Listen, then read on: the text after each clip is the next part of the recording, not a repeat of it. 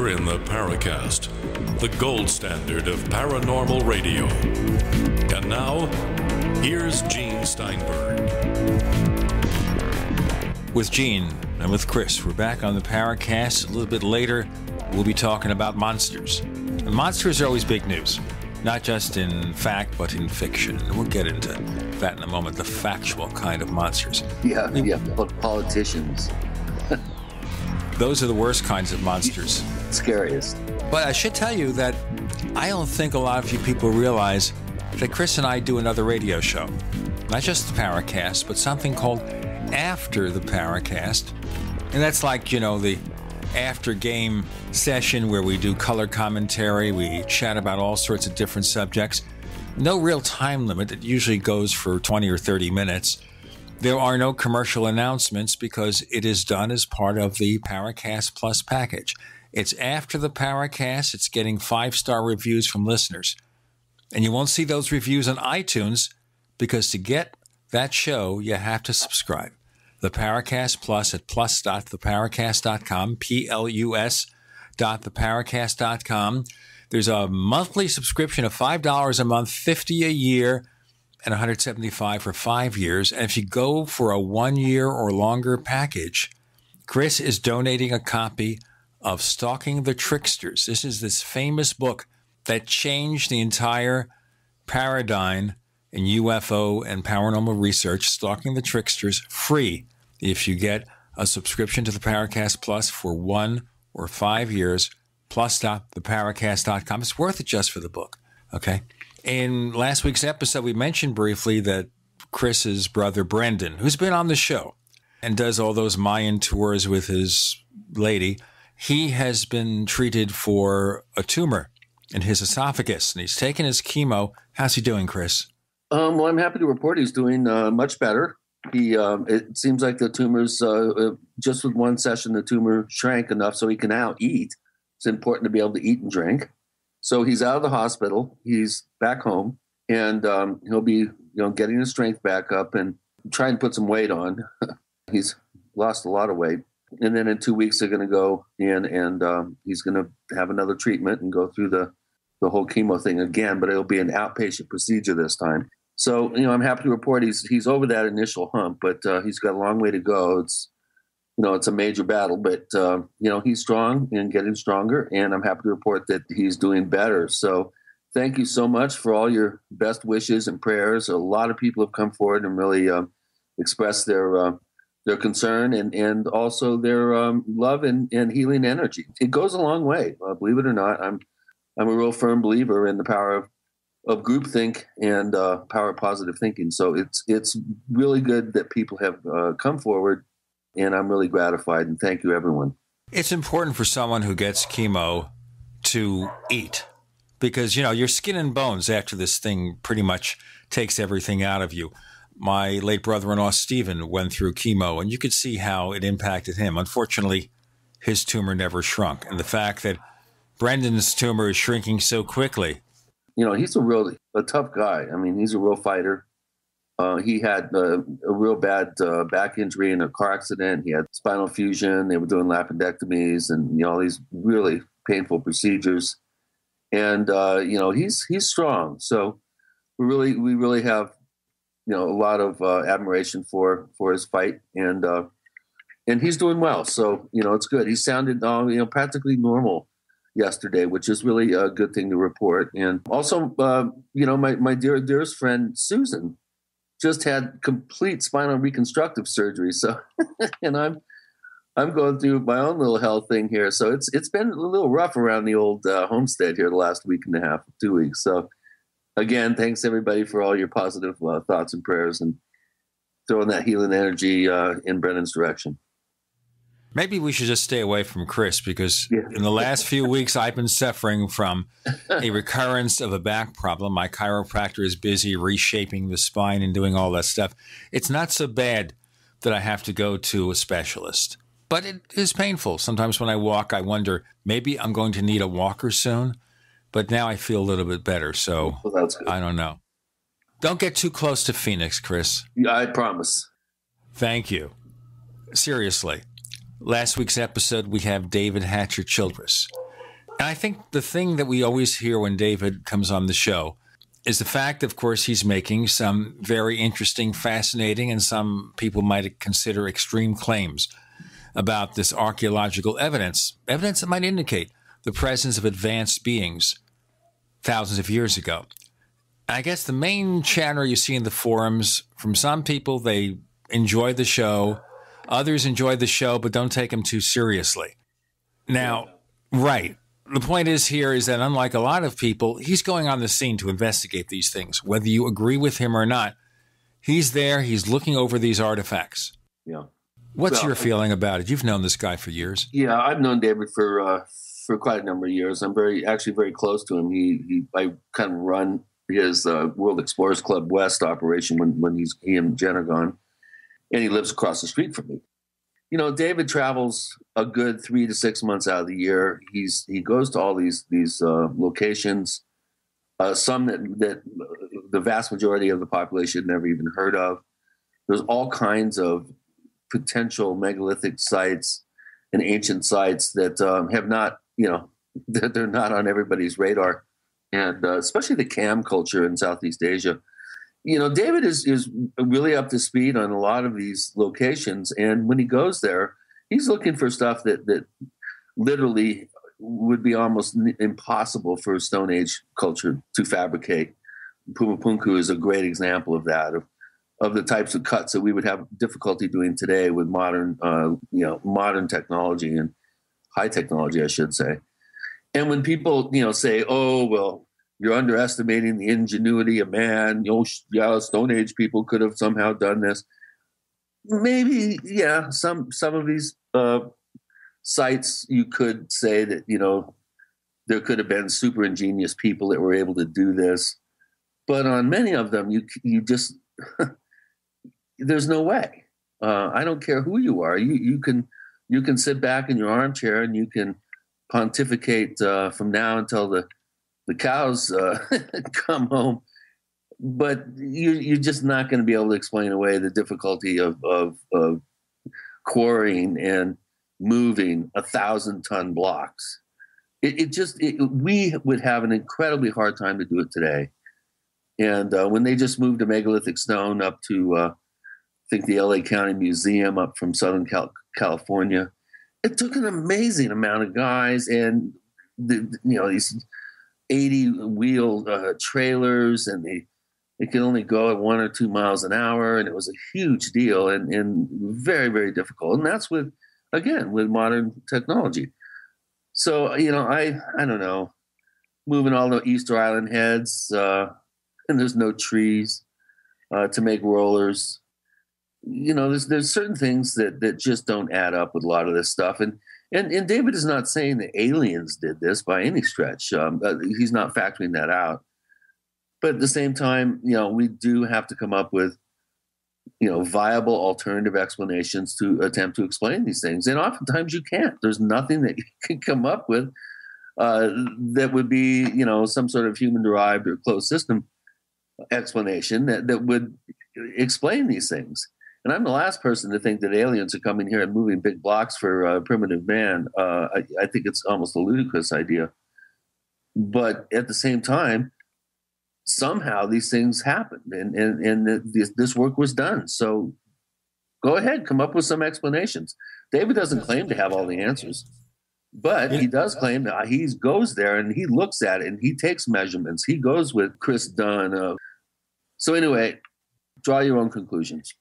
Speaking of drawing your own conclusions, when it comes to monsters in America or around the world, we want you to draw your own conclusions. We have Linda Godfrey, author of American Monsters, A History of Monster Lore, Legends, and Sightings in America. Coming next with Gene and Chris, you're in the Paracast.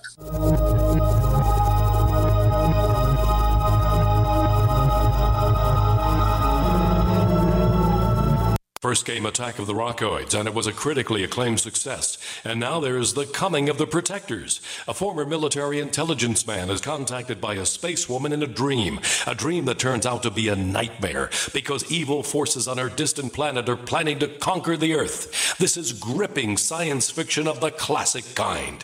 Attack of the Rockoids and the Coming of the Protectors. Find out more at rockoids.com. That's rockoids, ROCKOIDS.com. So here's what happened. I was placing an order online. The site went down. It took hours before it returned, but I'd already placed the order with another company. If your site goes down, you could lose business. And if you have a business or personal site, you'll want to know it's easy to run and it will stay online. At iWeb, your site is hosted on one of the most reliable networks in the world. Talk to a sales rep at iWeb.com. Use the promo code TechNightOwl for a special discount.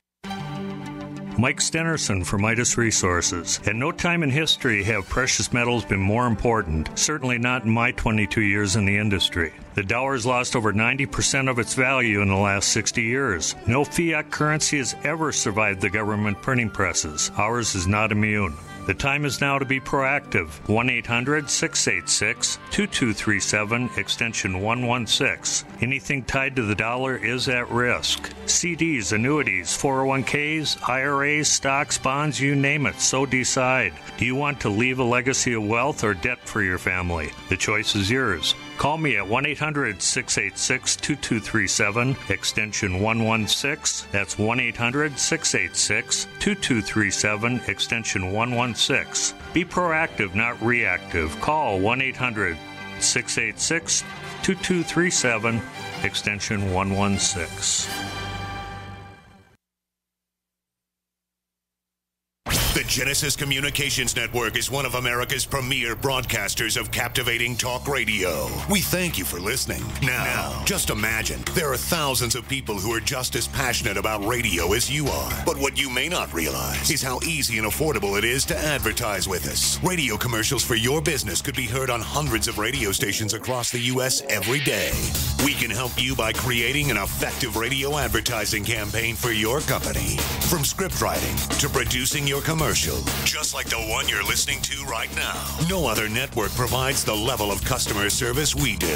When it comes to radio advertising, we are your one-stop shop. And no matter how big or small your business is, we can help.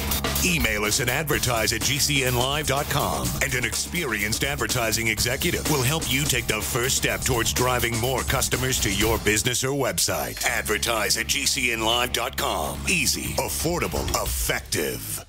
Extend your life with Extendovite. Here is what one doctor has to say about Extendovite. I would like to thank you, Don, for making my job so much easier, because your products just make it so simple, right? To fool around with a lot of exotic things that don't work, we can just put them on your product and things start to work almost right away. I've had dozens of patients with heart problems who have corrected them, and what it's doing, there's so much garlic in there that has a yeast-killing effect. The yeast is a big problem in the gut, pushes the liver hard. It also has metal chelating effect, and most of the other herbs in there I find that strengthen the arteries. They help to neutralize free radicals. Your remedy close to what we do in our program as you can get as far as one supplement goes. It's working on the gut, it's working on the liver, it's working on the arteries. What more can you ask for? To get your Extendovite, call 1-877-928-8822 or visit heartdrop.com. Extend your life with Extendovite. We'd like to hear from you. If you have a comment or question about the Paracast, send it to news@theparacast.com. That's news@theparacast.com. And don't forget to visit our famous Paracast community forums at forum.theparacast.com. With Gene and Chris in the Paracast, a reminder, if you want to hear the After the Paracast podcast, it's exclusive to members of the Paracast Plus at plus.theparacast.com, plus.theparacast.com. Back is a lady who chases after monsters and strange creatures and such. And her most recent book is called American Monsters, from Linda Godfrey. Linda, welcome back to the Paracast. It's great to be back. Thanks so much for having me again. We're always enjoying monsters in this country. What is the appeal in movies, in books, TV? What is our attraction to strange creatures who are sometimes really horrifying? Well, I think there's a part of us that kind of likes to be scared if it's from a safe vantage point. To read about a monster or to see one in a movie, even to hear someone just tell a tale, is a great way to be scared and think about what you might do if you ever actually encountered one without having that physical presence and the true possibility that you might be carried off or eaten or all your blood drank or whatever it might do. So, I think that that's a really long human tradition, probably rooted a little bit in self-preservation, that idea of being prepared and wanting to sort of rehearse perils that might befall us by living them vicariously through these other tales. I think that that's sort of the basis of campfire tales, and campfires go back to the beginnings of humanity. Is there much of a factual basis? And this is a core of a book like this. Is there much of a factual basis for these campfire stories? Sometimes yes, and sometimes no. The classic example of yes would be the Kraken, which now turns out to, most people think, be the giant squid or colossal squid that is now scientifically confirmed. It used to be thought that such a large squid could not exist, and that these were complete exaggerations. And then, of course, we started having them wash up in beaches in New Zealand and elsewhere that indeed did measure this large size. So that would be the classic, yeah, sometimes they're real. And then other times they may be just legends or exaggerations of legends. Occasionally a person will start something with a hoax. I think of the Chacalaco monster, one of our southern creatures that had a whole monster craze going on in this little area called Chacalaco. And the name of I'm thinking it's Missouri. I could be wrong on the state. I don't have it right in front of me. But it turned out it was a teenager who had like a skull of a dead cow and a sheet and a cape and a couple of teenage accomplices. They started this whole local legend about this Chacalaco monster. And he finally gave it up when people started shooting at him. Yeah. Yeah. And, when you talk about the Kraken, I just think of that trailer from a certain movie with Liam Neeson. Release the Kraken. Or Release the Kraken. That's much better. Yes. Thank you. I'm not an Academy Award-winning actor. You have to roll your R's. Roll your R's. I'll leave that to you. You're much better at it than I am. Yeah. Definitely. I think we're rolling into oblivion here if we don't get back to the seriousness. Right. Before we get back to the seriousness, let me get really serious and say the only real monsters that we know for sure exist are a number of Congress people that we have to deal with on a very sobering, very real level. Well, without getting into politics, I really do believe that the worst monsters are humans. I think of serial killers, well, yeah, and people who do horrible things to other people. And now those are monsters, but of course those aren't what I talk about in my book at all. Your book, by the way, Linda, I just want to commend you on such a great job that you've done. This is like the go-to encyclopedia of the subject. I'm just astounded how much work and research went into this. You're really to be commended on this, and I reckon I don't say this. I say this rarely about books that we have authors on the air, but this book is a definite must-read, and I recommend it highly. Oh, thank you. No, where I stand on it. I appreciate that. I really do, and it's quite an encyclopedia. Well, what I wanted to do, and I still want to get back and address the rest of your other question, but what I wanted to do with this was just give people some clue as to the depth and the breadth of the sightings that people have around this country of these unidentifiable, unexplainable creatures. And we usually get them in bits and pieces. There will be a Batman scare here, a large bird scare there, Bigfoot here and there. And people think, oh, there's one little thing, there's another little thing. They don't realize that these types of things are ongoing continually all over the place. Most of them don't get reported, and there just is generally never a broad look at all of them where you can kind of stop and look and say, yeah, this and this and this. And they all sort of seem to mesh and evolve into one another. You have large, gigantic birds with 20-foot wingspans, and they sort of merge into and I'm not saying literally merge, I'm just saying as you look across at them, it goes into the things with bat wings and furry bodies, and then you get just the furry bodies, and then there's the furless things, like little grays and that sort of thing. So it just runs this entire gamut. And the mystery that I keep coming back to, and the real reason that I wrote this book and all my others, is why, if there's nothing to them, and this perhaps addresses the rest of that question, are so many people, credible, sober, honest people for the most part, seeing them, and, a minority having the guts to report what they see.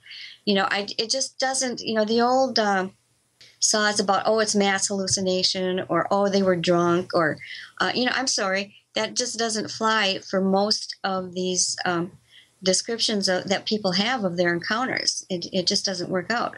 There can be some delusional people. There may be some misidentification, certainly. There may be some just out-and-out hoaxes, but it doesn't account for the mass of sightings that there are. And I thought if people could just see in one place how many different types there are, and I could not fit all the types in. And you always know that when you set out to make a compilation, somebody's going to get angry that you didn't put their hometown beastie in there. And, it was just impossible. I had to pick the best of mine, in that kind of book. I also had to bring in more things by other people because, obviously I don't get sightings of every possible type of creature. I need to lean on some friends like Stan Gordon and, other people who have more of one type than I do of a certain type of creature. But you just can't possibly fit every single one. I mean, it would have taken 3, 4, I don't know how many books that size to cover. Well, plus you left out entire categories. Yeah. For brevity, like elementals. Every Native American regional group of Indians has stories of elementals and diminutive humanoid type forms. I think I did have I had some little people in there. You have a few, but the actual numbers of all the different forms and types is, you couldn't even fit all those in a book. No. We can't fit any more in this segment, so we have to break. Okay. We have Linda Godfrey talking about American monsters. I'll tell you about my elemental encounter on the other side. With Gene and Chris, you're in the Paracast.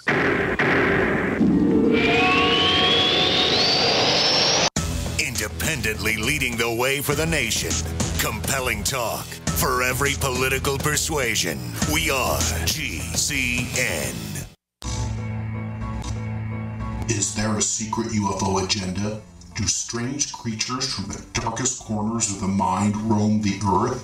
Is there evidence for mind control, time travel, or devious government conspiracies? Find out the inside scoop on the latest conspiracies, paranormal activity, and Fortean phenomena when you subscribe to Tim Beckley's Conspiracy Journal. It's jam-packed with stories, special book and DVD promotions, and the best news, it's absolutely free, sent right to your mailbox. Plus, a bonus free email newsletter sent out every Friday. Simply send an email with your name and address to Mr. UFO at webtv.net. That's Mr. UFO at webtv.net. Find out what they don't want you to know.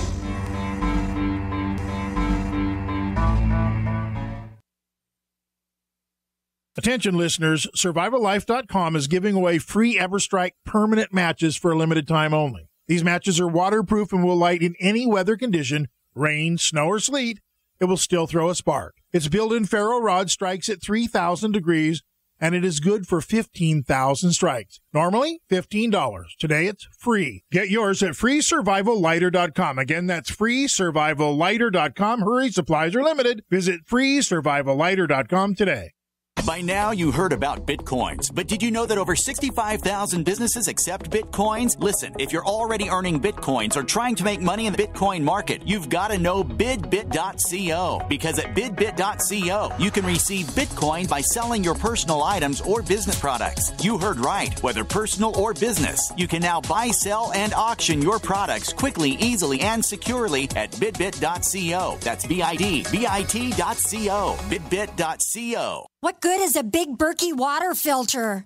We get that question a lot here at BigBerkeyWaterFilters.com, and in a word, the answer is protection. protection from water main breaks, E. coli contamination, environmental chemical spills, pesticide runoff, chlorine taste and smell, and all forms of fluoride. Plus, Big Berkey water filters are the original gravity water filter system and most trusted on the market for a reason.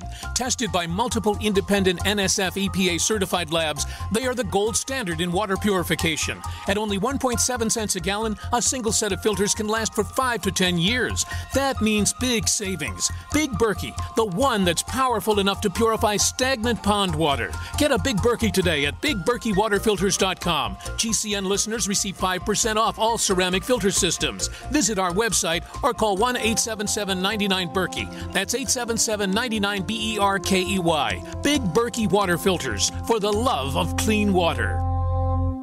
Did you know that drinking pure, high alkaline water is one of the most important factors in maintaining high energy and vibrant health? Most experts agree that the water you drink should be at a pH level of 8 or higher. AlkaVision Plasma pH Drops, available only at alkavision.com, combine a unique formula of only the most alkaline minerals. AlkaVision Plasma pH Drops alkalize your water, ridding the body of harmful toxins, and helps you regain health and energy. Alkalizing your water by simply adding 10 drops of AlkaVision Plasma pH Drops helps the body rid itself of acidic waste, increases oxygen content, and raises the pH of your body to healthy levels. And bacteria and viruses cannot survive in an alkaline high pH environment. Order your bottle of AlkaVision Plasma pH Drops for only $29.95 at alkavision.com. That's ALKAvision.com. Or call 269-409-1776. 269-409-1776. Alkalize your body. Supercharge your health at alkavision.com today.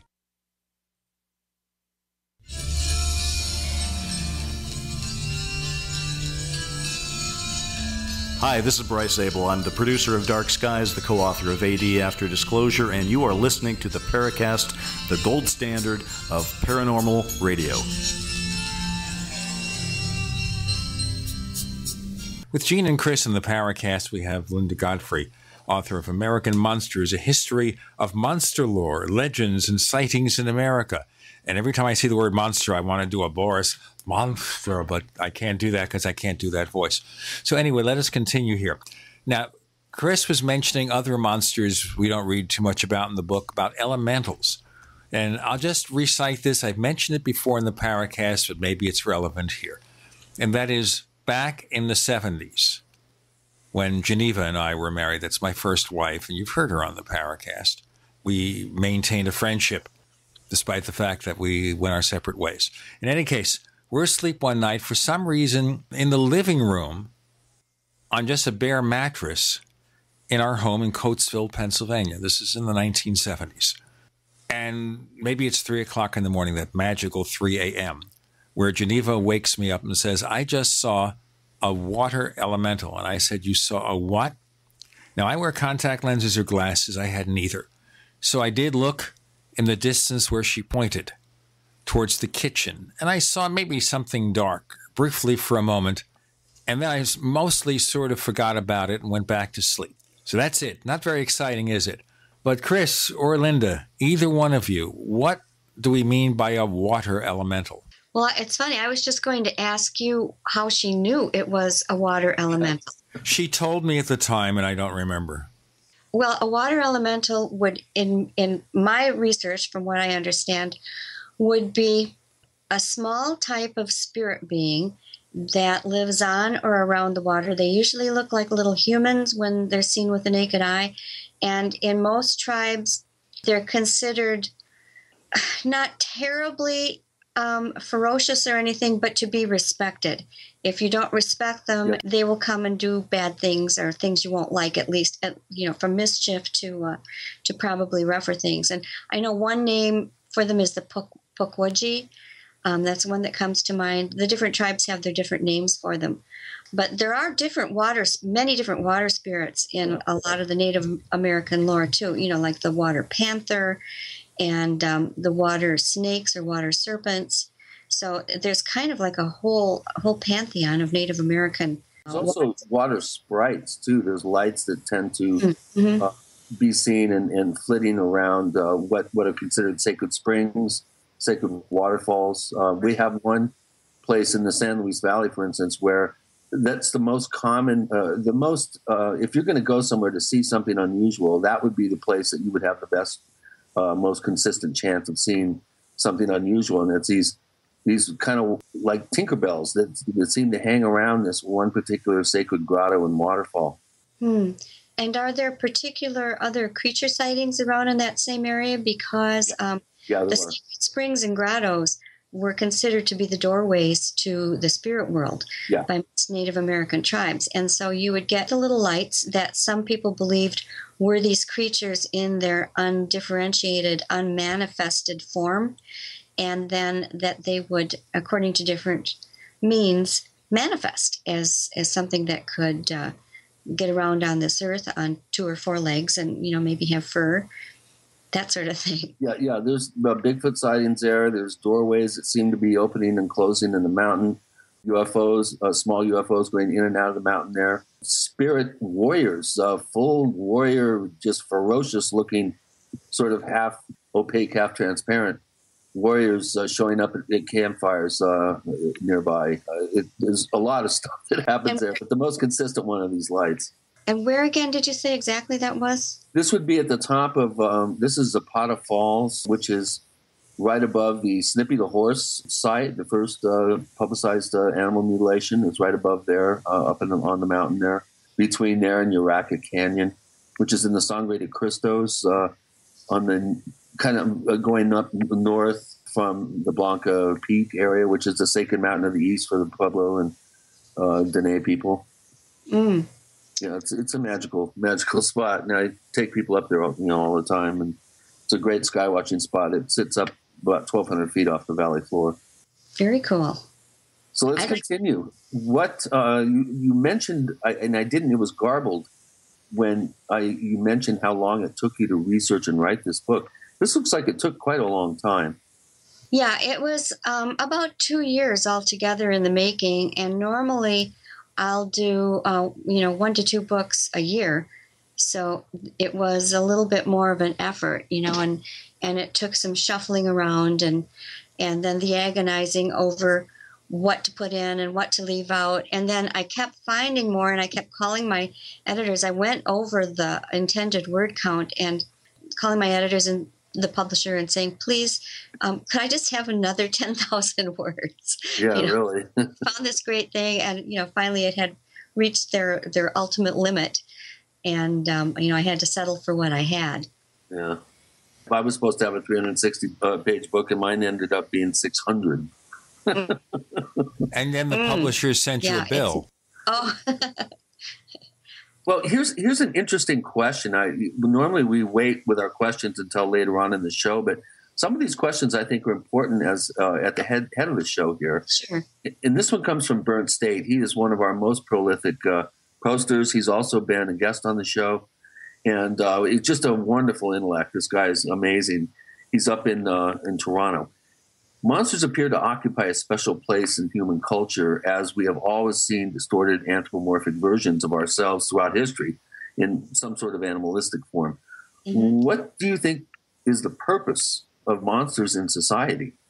Well, I'm not a psychologist, and I hate to sort of venture into those waters. And it's entertainment almost in one sense, but right. Do you think that there's some other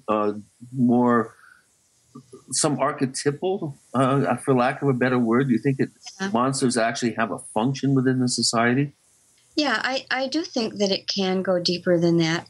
We know that our ancestors did a lot of ritual things wearing animal masks that made them look monstrous, or skins, where they would take on the characteristics of the animals they most admired or feared or wanted to hunt. We can only guess at some of their reasons.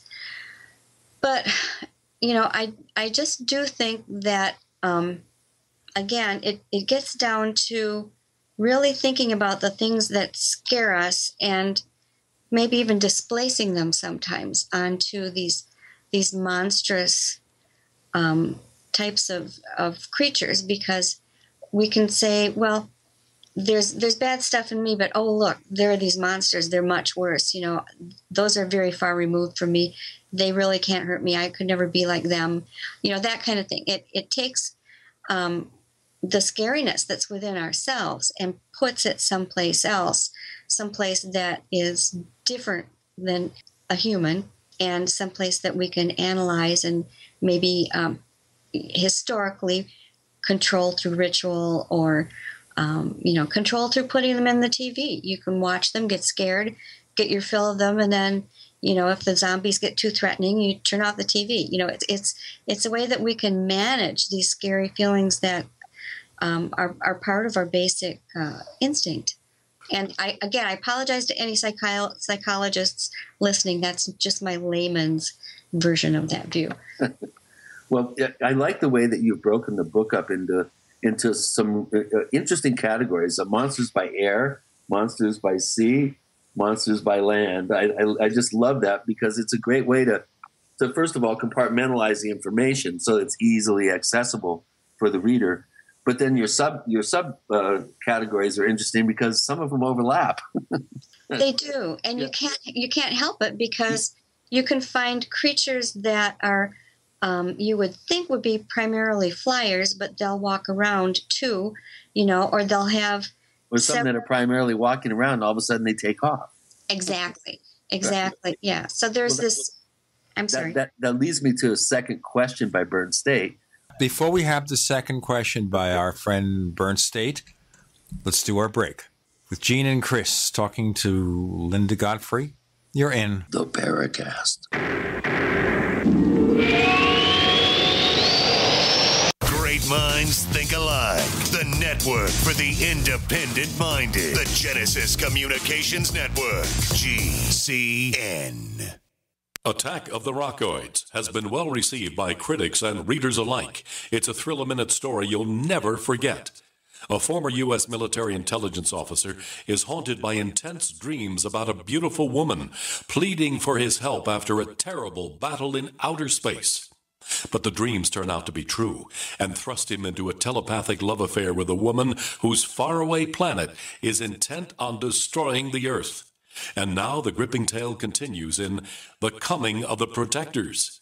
It's the second book of the Rockoids trilogy, a galaxy-spanning adventure that pits our hapless heroes against powerful, fanatical enemies that threaten the lives of freedom-loving beings everywhere. Attack of the Rockoids and The Coming of the Protectors. Classic science fiction at its best, available now. For more details, visit rockoids.com.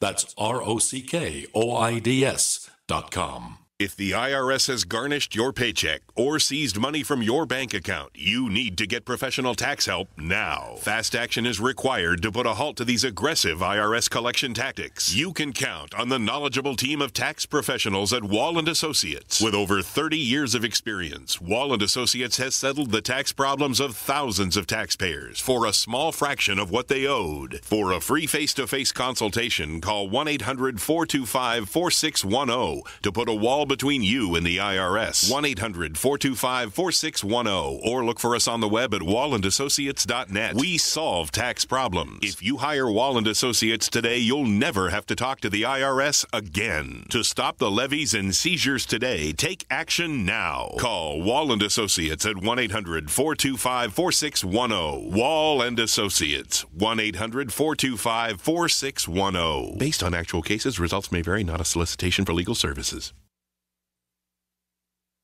Don't complain about your cable bill going up and up and up. Do something about it. Grab a pencil and jot down this special number, 1-855-905-MY-TV. The more cable TV rates go up, the better digital satellite TV looks. Say goodbye to the cable guy and get more of your favorite channels in 100% digital quality for less money. Call 1-855-905-MY-TV. Sign up for packages starting as low as $19.99, and there's no equipment to buy. You get free HD TV upgrade, a free DVR upgrade, and free professional installation. You control what you watch when you watch it. Record your favorite shows, pause and rewind live TV, even skip the commercials. Watch local channels too. At just $19.99, what are you waiting for? Pull out your major credit or debit card. Call 1-855-905-MY-TV. 1-855-905-MY-TV. Say goodbye to the cable guy. Cut costs and get more. 1-855-905-MY-TV. 1-855-905-MY-TV. This alert just came in. This special announcement is for business owners and leaders of organizations who've been waiting for the right time to build. General Steel has made it impossible to wait any longer with rock-bottom prices that could save you thousands. That's right, General Steel, America's leader in pre-engineered structures, is offering buildings at prices you will never see again. Don't miss these prices. A 50 by 100 for $35,000. You heard right. That's 5,000 square feet for $35,000. Manufacturers, if you need a larger building, try a 100 by 100 commercial building for $129,000. You can't afford to rent with these prices. Imagine a 70 by 100-foot church building for under $69,000. With the economy improving and interest rates still at historic lows, you can't afford to wait. So call 866-91-STEEL. Lock in your price now. Call 866-91-STEEL. That's 866-917-8335.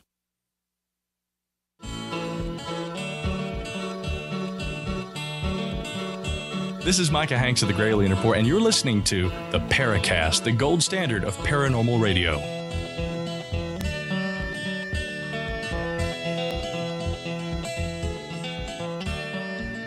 Chris is trying to put on his monstrous voice, by the way. It's going to get more and more eccentric as we progress because we're talking about American monsters. We have Linda Godfrey, author of American Monsters, A History of Monster Lore, Legends, and Sightings in America. Really terrific little book here, and we started reading it a while back because she sent us, or the publisher sent us, like a pre-release version, and it's well over 300 pages, almost 350 pages, which is more content than most books of this type. As she said, she kept begging the publisher to have more space to present more case histories. We were asking questions from our listeners, including our friend Robert, who is best known to our forum members and listeners of the show as Burnt State. He had a second question, Chris. He did. And before we went to break, we were talking with Linda about the overlapping of categories of some of these various monster types, monsters that walk and then all of a sudden fly, or monsters you would think would fly only and then were able to walk around. And he's wondering about how this idea of overlapping works in terms of the overall phenomenal nature of reality. And he says, have you ever run across monster stories that have overlap with other paranormal or UFO phenomena, cases where ghosts and Bigfoot are seen together, for instance, or UFOs and wolfmen appear in the same area? Do you feel that there is some kind of crossover or connection between different paranormal phenomena? Well, I have to say that it seems to happen more and more, and I noted in my book that it's really difficult to classify monsters. When scientists put known animals in their traditional sorts of classifications, you can sort them into orders and species and things like that by virtue of the fact that they're pretty reliable in that, a bear is going to have 4 legs and no wings. Whereas when the monsters come, there's something that may look sort of bearish, but it's got wings, and it doesn't work normally like that. Right. So the thing is that when you have spent a long time researching these things, you begin to realize that certain things appear in clusters. John Keel called it the window effect. Just about every researcher has had their own term for it: hot spots, hot zones, sacred areas, whatever you want to call it. They do seem to show up in the same places and within the same sort of vicinity. And actually, that's kind of where my present book that I'm working on right now is going, in that I'm trying to document some of these connecting things. Because it is true that wherever you have Bigfoot or Dogman sightings, there are usually going to be UFOs showing up. And in fact, I had one incident that was reported to me just recently, pretty recently. The incident was a little older, but the report was more recent, several decades ago. And I was able to take all this down, and it was a pretty significant Bigfoot sighting. In fact, I'm so excited to tell it in the book. It's one of the best I've come across. And when I went into some MUFON files and other things, I discovered, sure enough, there was a really significant UFO sighting within city blocks of that same thing, just about exactly at the same time. So you may not see the Bigfoot walking out of the saucer. You may not see the dog man flying the giant triangle, but they do show up in the same areas where these types of craft appear and where other types of cryptids appear. Yeah, you mentioned before our friend Stan Gordon. He had an event that he investigated with the same evening, I believe, if I remember correctly, where Bigfoot were seen coming out of a saucer. And I think the farmer even popped some shots off at them. Yes. So they're very rare, but there are some examples of that.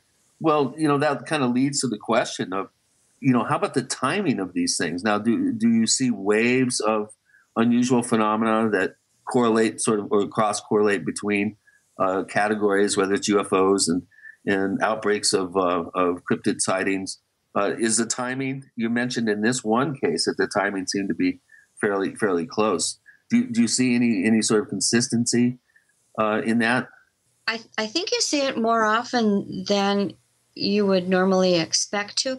The trouble is that it's hard for us to have a perfect sense of the correlations because so many things go unreported. Somebody might have had, there may have been 3 or 4 dogman sightings within, say, 30 square miles of Michigan within a week. And somebody else may have seen, a dozen UFOs in the same area, but those people never got around to reporting them. Right. So you have to live with the fact that I really believe most of these phenomena are severely underreported because people learn very quickly that they're going to be made fun of. A lot of them are afraid they may lose their jobs, or they don't want to. It's a stigma. Right. And many people just want to say, oh, if I saw this, I must be crazy. Therefore, I'm not going to talk about it anymore and pretend that it didn't happen. I have a lot of people say they were that way for years until they finally saw there were enough people coming forward with it that they realized this is an experience that happens, and it doesn't necessarily mean you're crazy. You know what else I found is the more bizarre the encounter or experience or sighting, the less likely it is that the witness will report it. Yeah, and I found that I have found that in my own work. I had an experience a couple of years ago where what I'm quite sure was a Bigfoot tore a 35-foot long, 8-inch living limb of an oak tree from about 40 feet up, although I was on a ridge, so I was at eye level with it, right before my eyes. And here's the weird thing. I wrote a blog about it, and I couldn't bring myself to put this part in the blog because this was what really shook me. Normally, if a tree branch is dead and it falls off, there's no way that it twists perfectly horizontally to crack itself off the tree before then being torn off and dropping down vertically. When is the last time you saw a giant tree branch be twisted at a 45-degree angle until it pointed straight at you and then was torn off of a tree? And I self-censored that out of my blog entry, although I did put it in the chapter in the book where it appears. Yeah, that's kind of hard to explain by some naturally occurring event. Yeah, I just thought nobody's going to believe this, and I didn't go back and fix my blog entry because I thought, well, that's how I put it then, and I hate to edit in retrospect too much, but I really understand that because when there's something that's just so impossible to explain by any natural means, you're very reluctant to say it out loud to yourself, much less go and tell someone. Right. I've even found that people will report an event, and because they feel it's important enough to share with investigators or law enforcement, and then once they get to know you, even months or years later, they'll come back and say, "Oh, by the way, remember that first time I came to you and reported something? Well, there's something I didn't tell you." Right. Yes. And oh, yeah. Invariably, what they say is, "If I had told you this, you never would have believed me, so I left it out." And they're right. It's some weird, tricksterish, just bizarre, just head scratching, ridiculous detail that just is so absurd that it just would have rendered the whole sighting report unbelievable. Exactly. And so people leave it out. Right. Yeah, that happens quite a bit. I continually express how grateful I am to the many sincere people who do come forward and help us build the database, because if nobody did, we would have no idea. Yeah, and that's one problem with monsters or cryptids in general. Attempting to do real serious hard data, real-time investigation and research into these creatures is virtually impossible. Mm-hmm. People are trying with trail cams. I love this idea of this stealth blimp idea that's been in development for a while. Fly this thing way up in the air with high-def cameras and cover a whole area. Motion detectors, and I think there is some promise in some sense of this, but it's virtually impossible, really, to deal with this whole subject in any way but an anecdotal form, and that's unfortunate. But it's something that we got to live with. Where do you see the future of cryptid, real-time cryptid research going? Do you think there's any hope? Before we have that answer, let's hold it for a second, okay? We just want to remind you to go to plus.theparacast.com to learn more about our premium service, plus.theparacast.com. Linda Godfrey is going to answer Chris's question on the other side. With Gene and Chris, you're in the Paracast.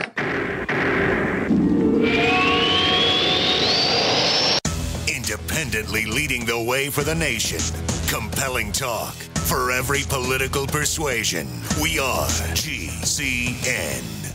St. Patty's Day is coming soon to Guns80.com. My buddy Mark is rolling in clover since Guns80.com announced its clean and green sale. He used his leprechaun-like magical powers to get Guns80.com to offer us a pot of gold at the end of the rainbow.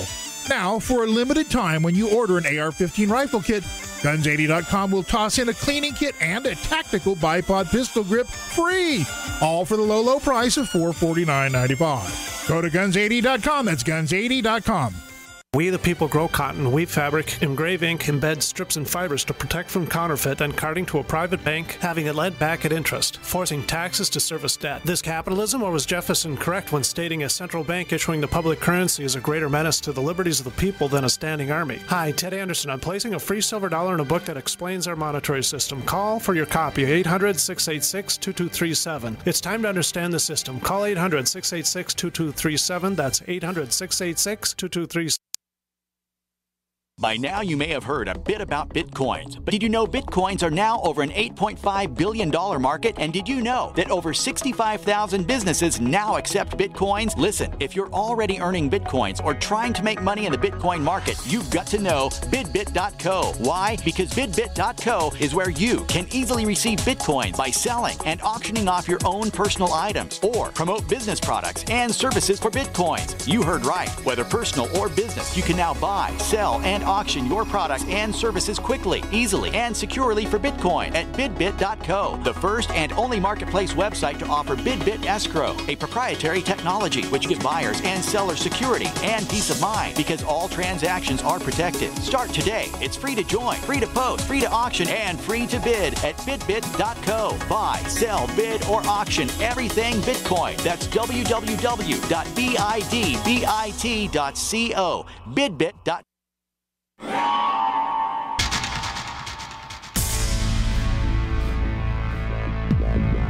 Welcome back to the Paracast, the gold standard of paranormal radio. And now, here's Gene Steinberg.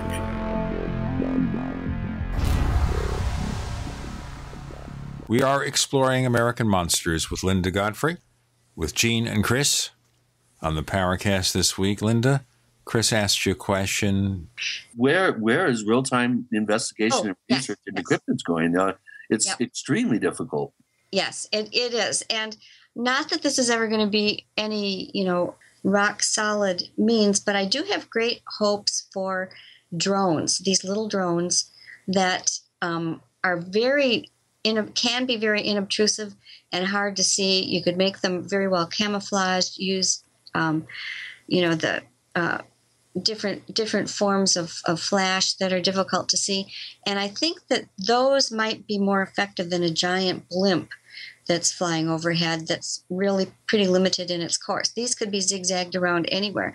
And I also, since one of the chief problems of people who have creature encounters being able to take pictures is that by the time they pick up the camera, hold it up, aim it, the creature's often out of sight already. Many, many sightings are just creatures running across roads, and they only last seconds.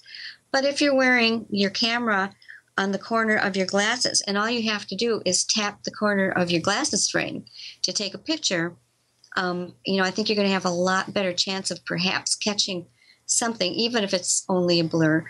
Now, just very quickly here, I'll mention a lot of the newer smartphones, latest from Apple, latest from Samsung, have a couple of taps to get to the camera. Yes. Make it easier for you. Yes, yeah, and that's a good thing. Anything that gets the camera up and aimed faster is going to increase your chances. However, as a veteran of using trail cams, on the other hand, I do know that even when the camera's there and you know that the creature's there because of results that have been produced, you still don't often get the picture.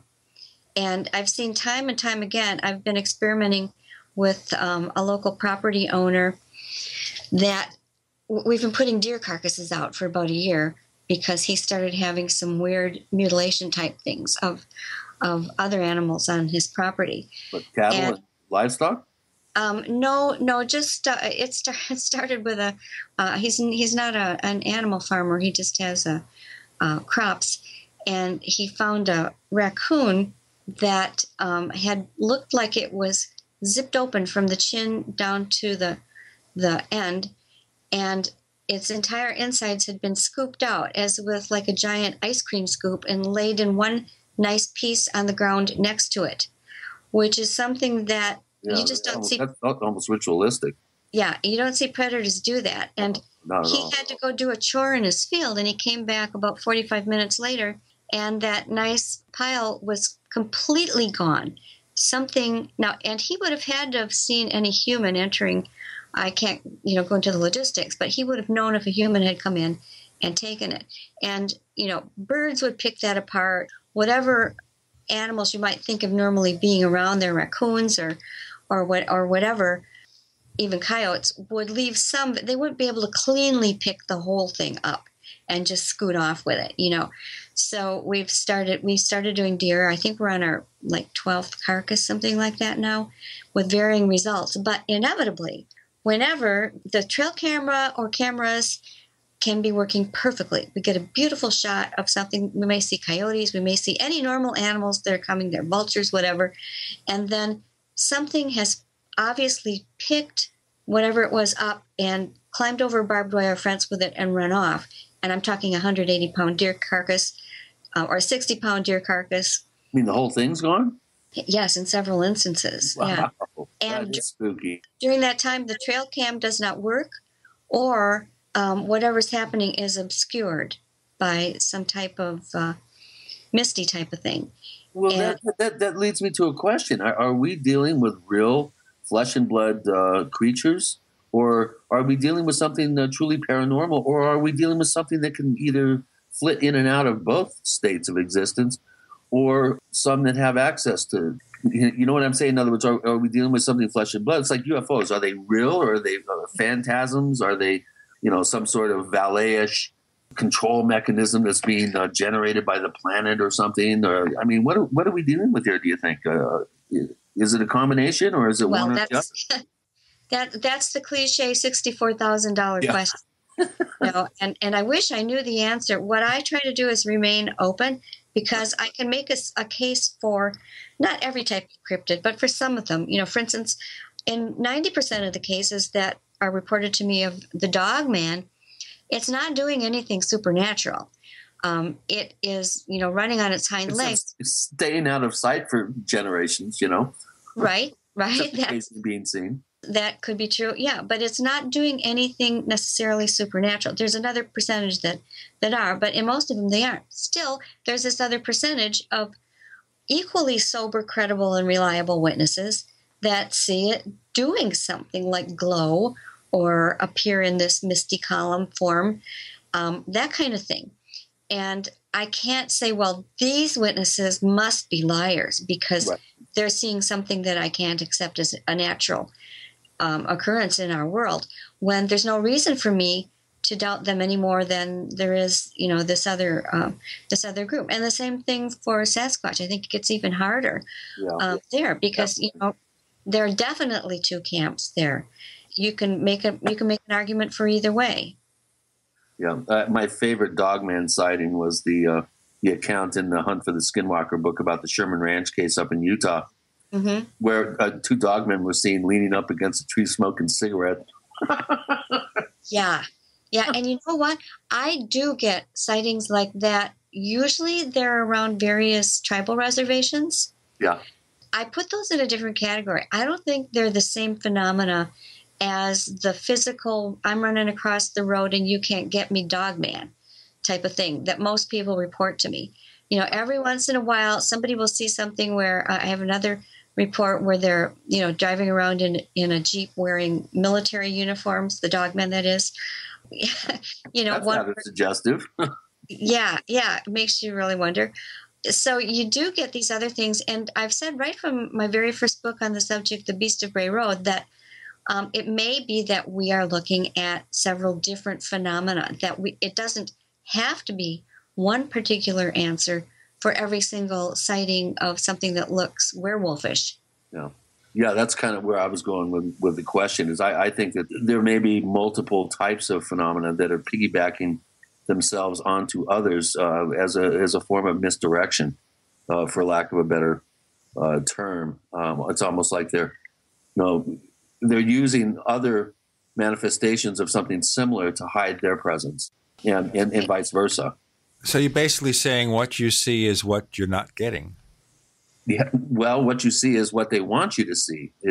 There's almost a reflective quality. I think certain individuals might manifest the phenomenal event in a particular way, while other individuals might somehow manifest it in a different way. I think instead of looking at the actual creature and trying to figure out why is it manifesting in that way, it may be that we should be looking at the perception of the experiencer, and that they may have some sort of. Go ahead. I was going to say, it does seem to be that there, in many cases, is an interaction with the consciousness of the observer. And I can give you a really good example of this that happened to me personally. Let me just tell you, we have about 50 seconds left of the segment, so just start it here, Linda, and then we'll pick it up. And this will involve a ghost sighting, which is different and yet not different, that happened to me when I was researching Weird Michigan. Wow. Okay, then let's pick that up in our next segment. If you want to hear, by the way, our other radio show called After the Paracast, it's available exclusively to those who subscribe to the Paracast Plus at plus.theparacast.com. Plus.theparacast.com. We also give you the ad-free version of the Paracast with better quality audio. So check it out, plus.theparacast.com. You subscribe for a year or more, you get a free copy of Stalking the Tricksters by Christopher O'Brien. And certainly the trickster element is present in These American Monsters, to be sure. With Gene and Chris, you're in the Paracast.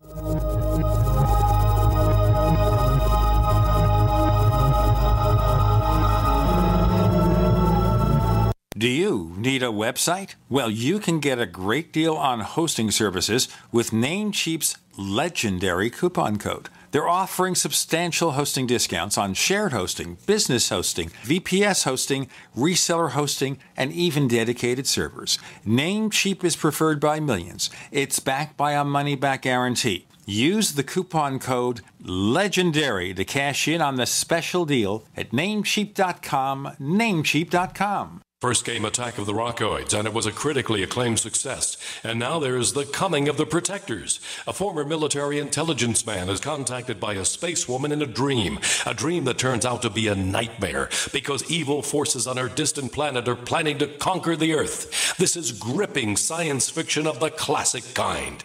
Attack of the Rockoids and The Coming of the Protectors. Find out more at rockoids.com. That's rockoids, ROCKOIDS.com. Have you ever felt like the United States government knows way too much about your financial affairs? I continue to hear stories about property seizures, frozen bank accounts, confiscation of stocks and bonds. It makes me wonder if the U.S. citizen will ever again have the right to life, liberty, and the pursuit of happiness.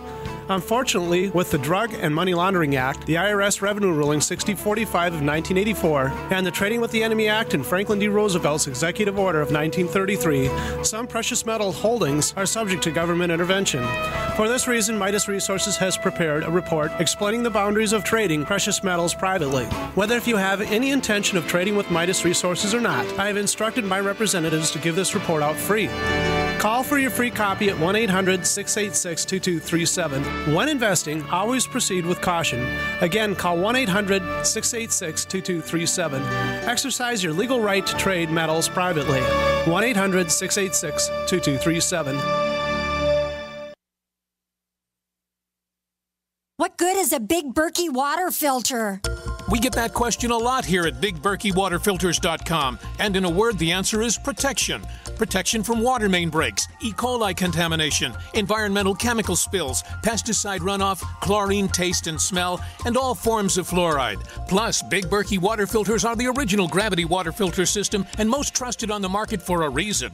Tested by multiple independent NSF EPA certified labs, they are the gold standard in water purification. At only 1.7 cents a gallon, a single set of filters can last for 5 to 10 years. That means big savings. Big Berkey, the one that's powerful enough to purify stagnant pond water. Get a Big Berkey today at BigBerkeyWaterFilters.com. GCN listeners receive 5% off all ceramic filter systems. Visit our website or call 1-877-99-BERKEY. That's 877-99-BERKEY. Big Berkey Water Filters, for the love of clean water. Extend your life with Extendovite.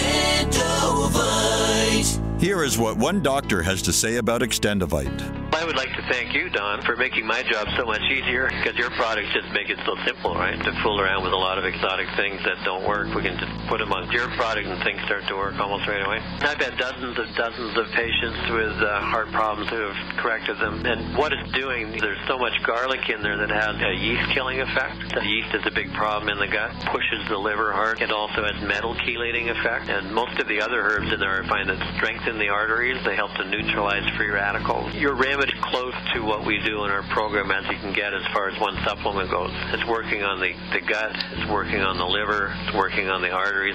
What more can you ask for? To get your Extendovite, call 1-877-928-8822 or visit heartdrop.com. Extend your life with Extendovite. We'd like to hear from you. If you have a comment or question about the Paracast, send it to news@theparacast.com. That's news@theparacast.com. And don't forget to visit our famous Paracast community forums at forum.theparacast.com. Chris O'Brien is working on his best tricksterish voice, but sometimes when you do a tricksterish voice, it comes across like a leprechaun, but I'm not going to have him do that right now. He did that years ago, and some listeners are still here, so I don't want to upset them. I'm serious about this. Let's talk to Linda Godfrey.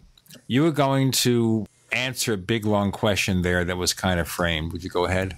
Sure. It's the idea as to whether unusual events just present themselves or if they are interacting with us somehow. And when I was running around, I put 5,000 miles on my car running around Michigan for the Weird Michigan book in the Weird U.S. series by Barnes & Noble. I was in Manistee, Michigan, and managed to locate the town historian, which is usually my first move.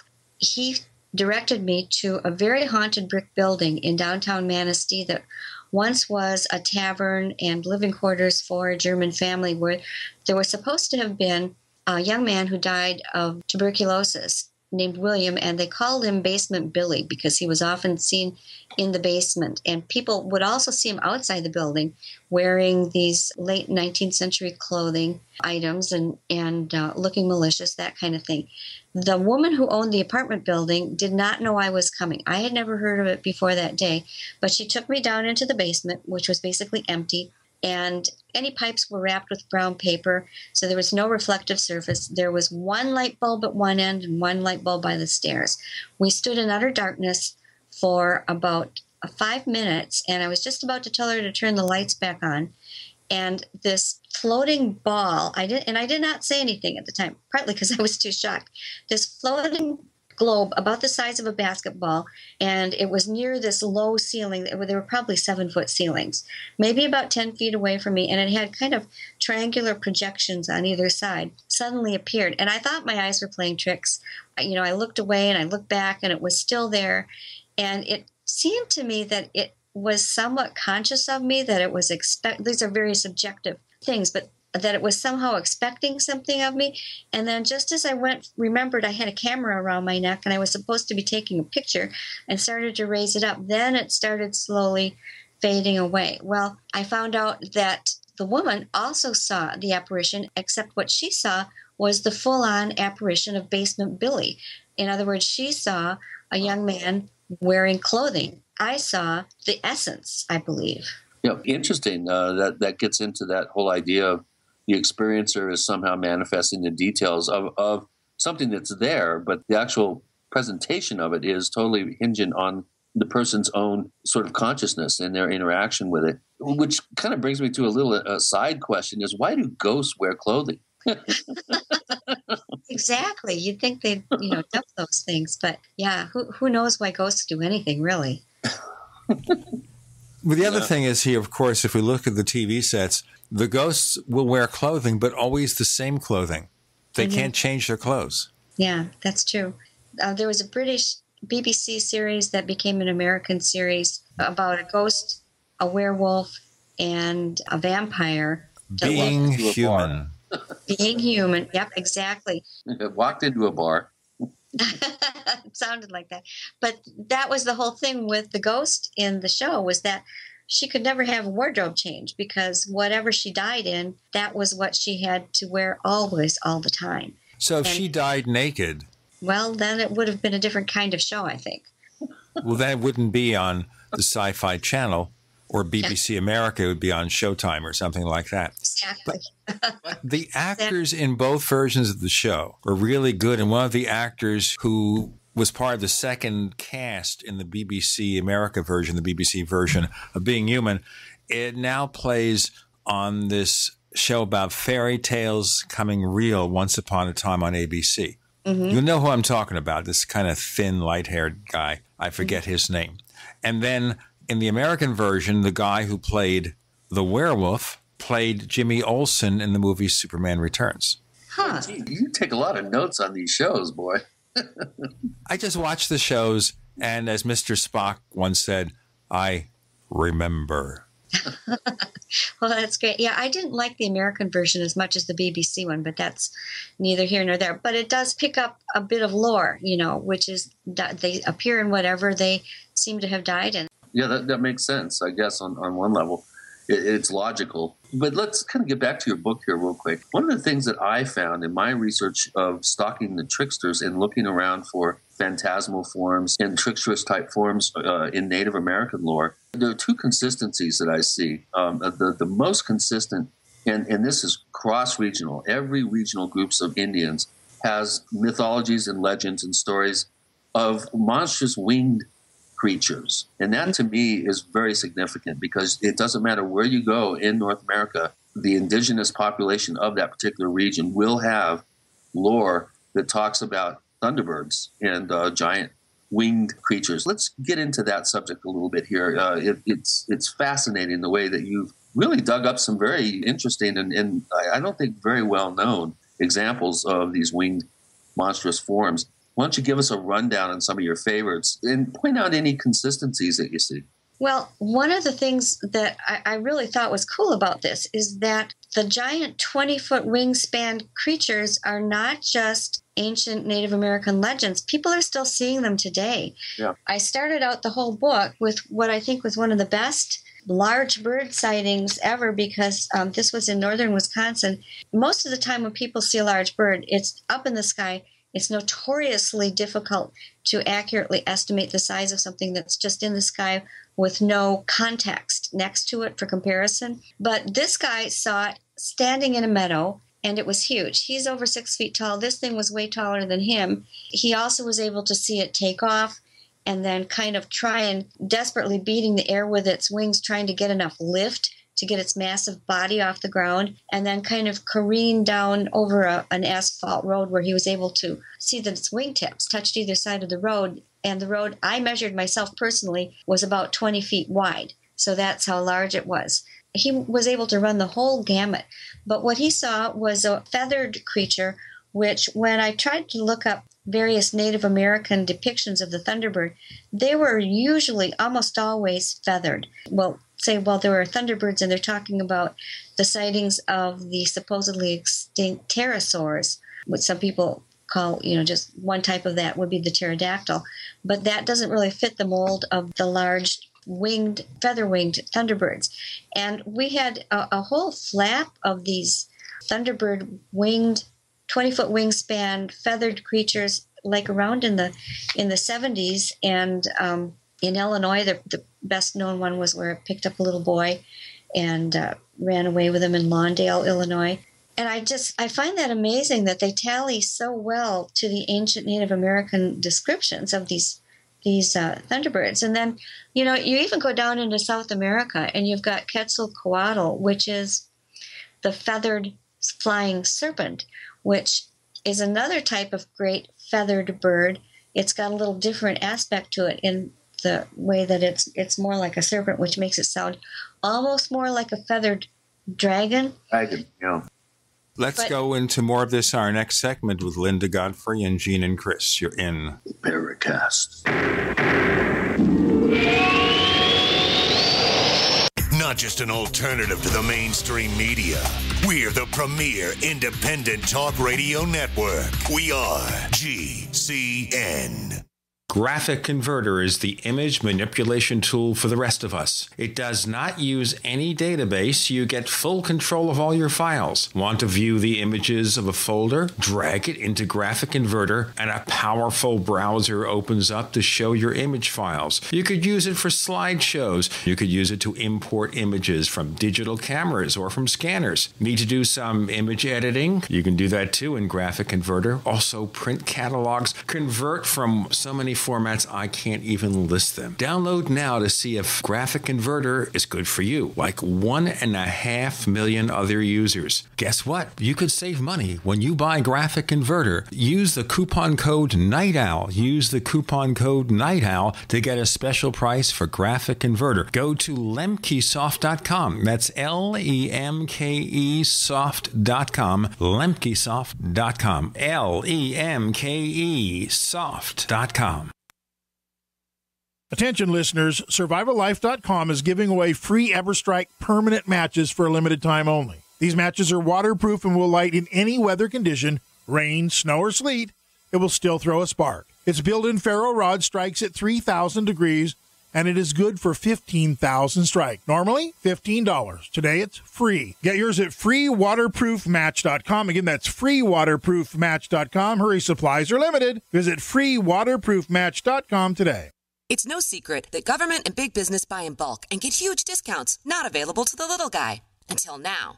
Introducing a breakthrough crowd buying website where people can join together, buy in bulk, and get massive discounts on millions of popular products. It's TogetherSave.com. TogetherSave.com. You can save 20, 30, or even 50% off tablets, smartphones, cars, appliances, textbooks, sports equipment, video games, and much more. All with free delivery. Check it out. TogetherSave.com. Visit now and start group buying today at TogetherSave.com. The freeze-dry guy, leader in the preparedness industry for 44 years, is closing his California warehouse. Don't miss out on this huge warehouse sale and receive discounts from 30 to 40% off on the finest Mountain House and Packaway brand freeze-dried and dehydrated foods for long-term food storage or even everyday use. Plus deep discounts on all in-stock survival gear. The Freeze-Dry Guy is offering a wide selection of freeze-dried foods in number 10 cans and even individually packaged entrees. Remember, meats, vegetables, fruits, and long-range patrol rations are the main components for any long-term food storage. This is limited to stock on hand, so hurry and call 866-404-3663 or 530-798-4414. Remember, as always, free shipping to the lower 48 states. So hurry up and call 866-404-3663 or 530-798-4414. Remember, this is limited to stock on hand. The freeze-dry guy is your choice for survival food in an uncertain world. You pick up the receiver with your heart racing and sweat dripping from your forehead. You finally muster the courage to dial the number to call into your favorite talk radio show. It rings once, twice, and then... Hello, it's GCN. What's your name and the state you're calling from? Surprised you got through, you squeak out. Jason from Minnesota. Please hold. As you patiently wait for your turn, you begin to daydream about being a famous talk radio host and what it would be like to have your own show. Jason from Minnesota, you're up. Millions of loyal listeners worldwide waiting to call and talk to you. Caller, are you there? Cheering crowds surround you, calling out your name. Jason! Jason! Going once, twice. Okay, we gotta move on to the next caller. You blew it. Huh? Wait, no! Interact with the host you're listening to right now, online at gcnlive.com. Click on the community link. Engage with other listeners. Ask questions. Start debates. Don't agree with the host? Let them know. Be a part of the community at gcnlive.com. This is Jerome Clark, author of the UFO Encyclopedia and other books. You're listening to the Paracast.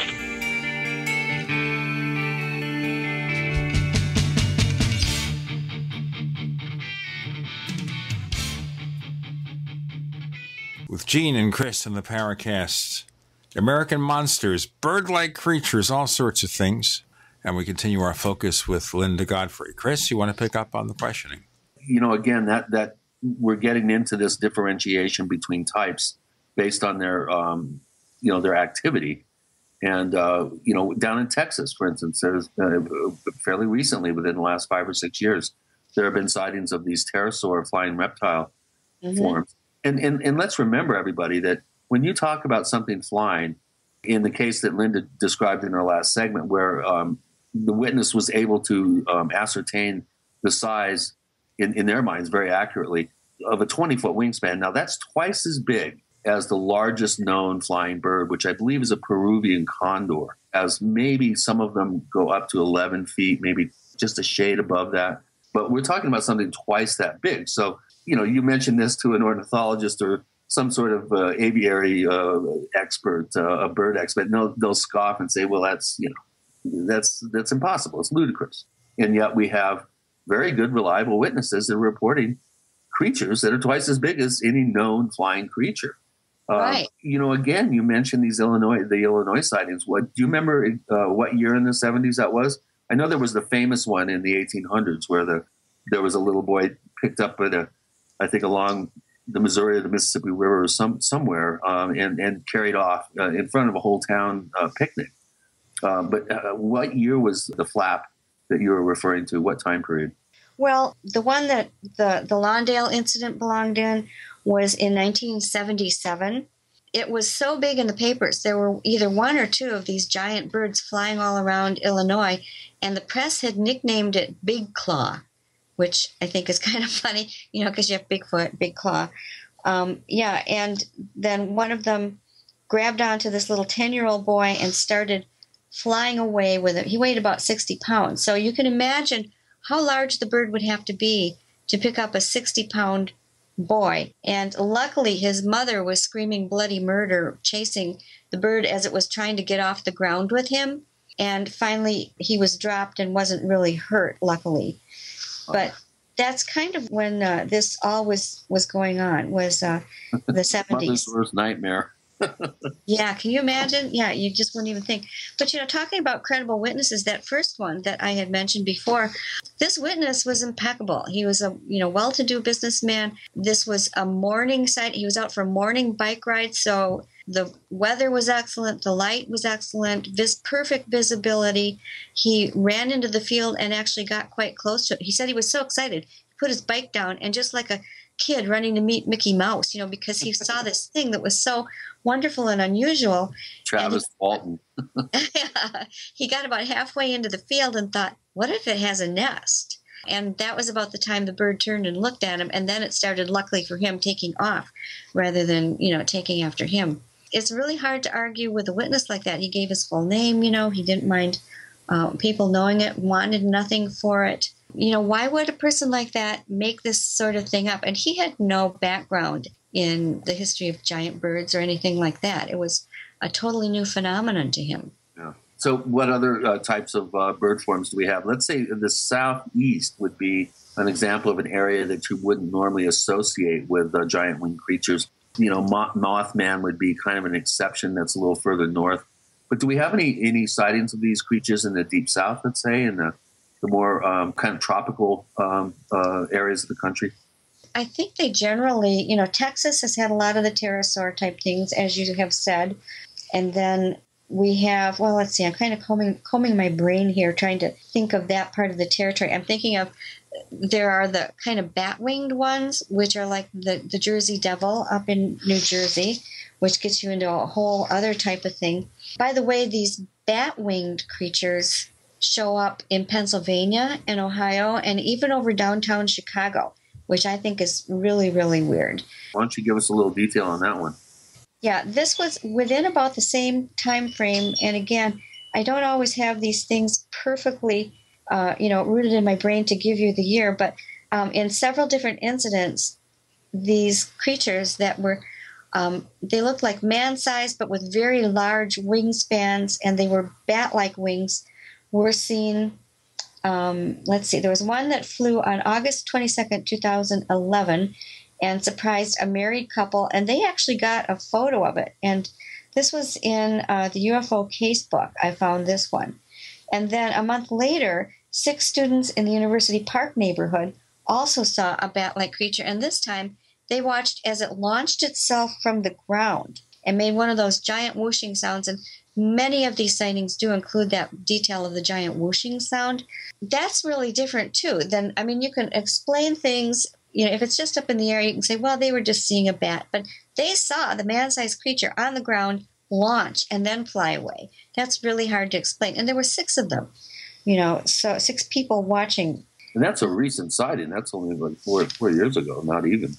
Yeah, exactly. And there was a third one, too, and there was a group of people, and this thing was only about 12 feet overhead and when it swooped over, and they described it as a man with bat wings.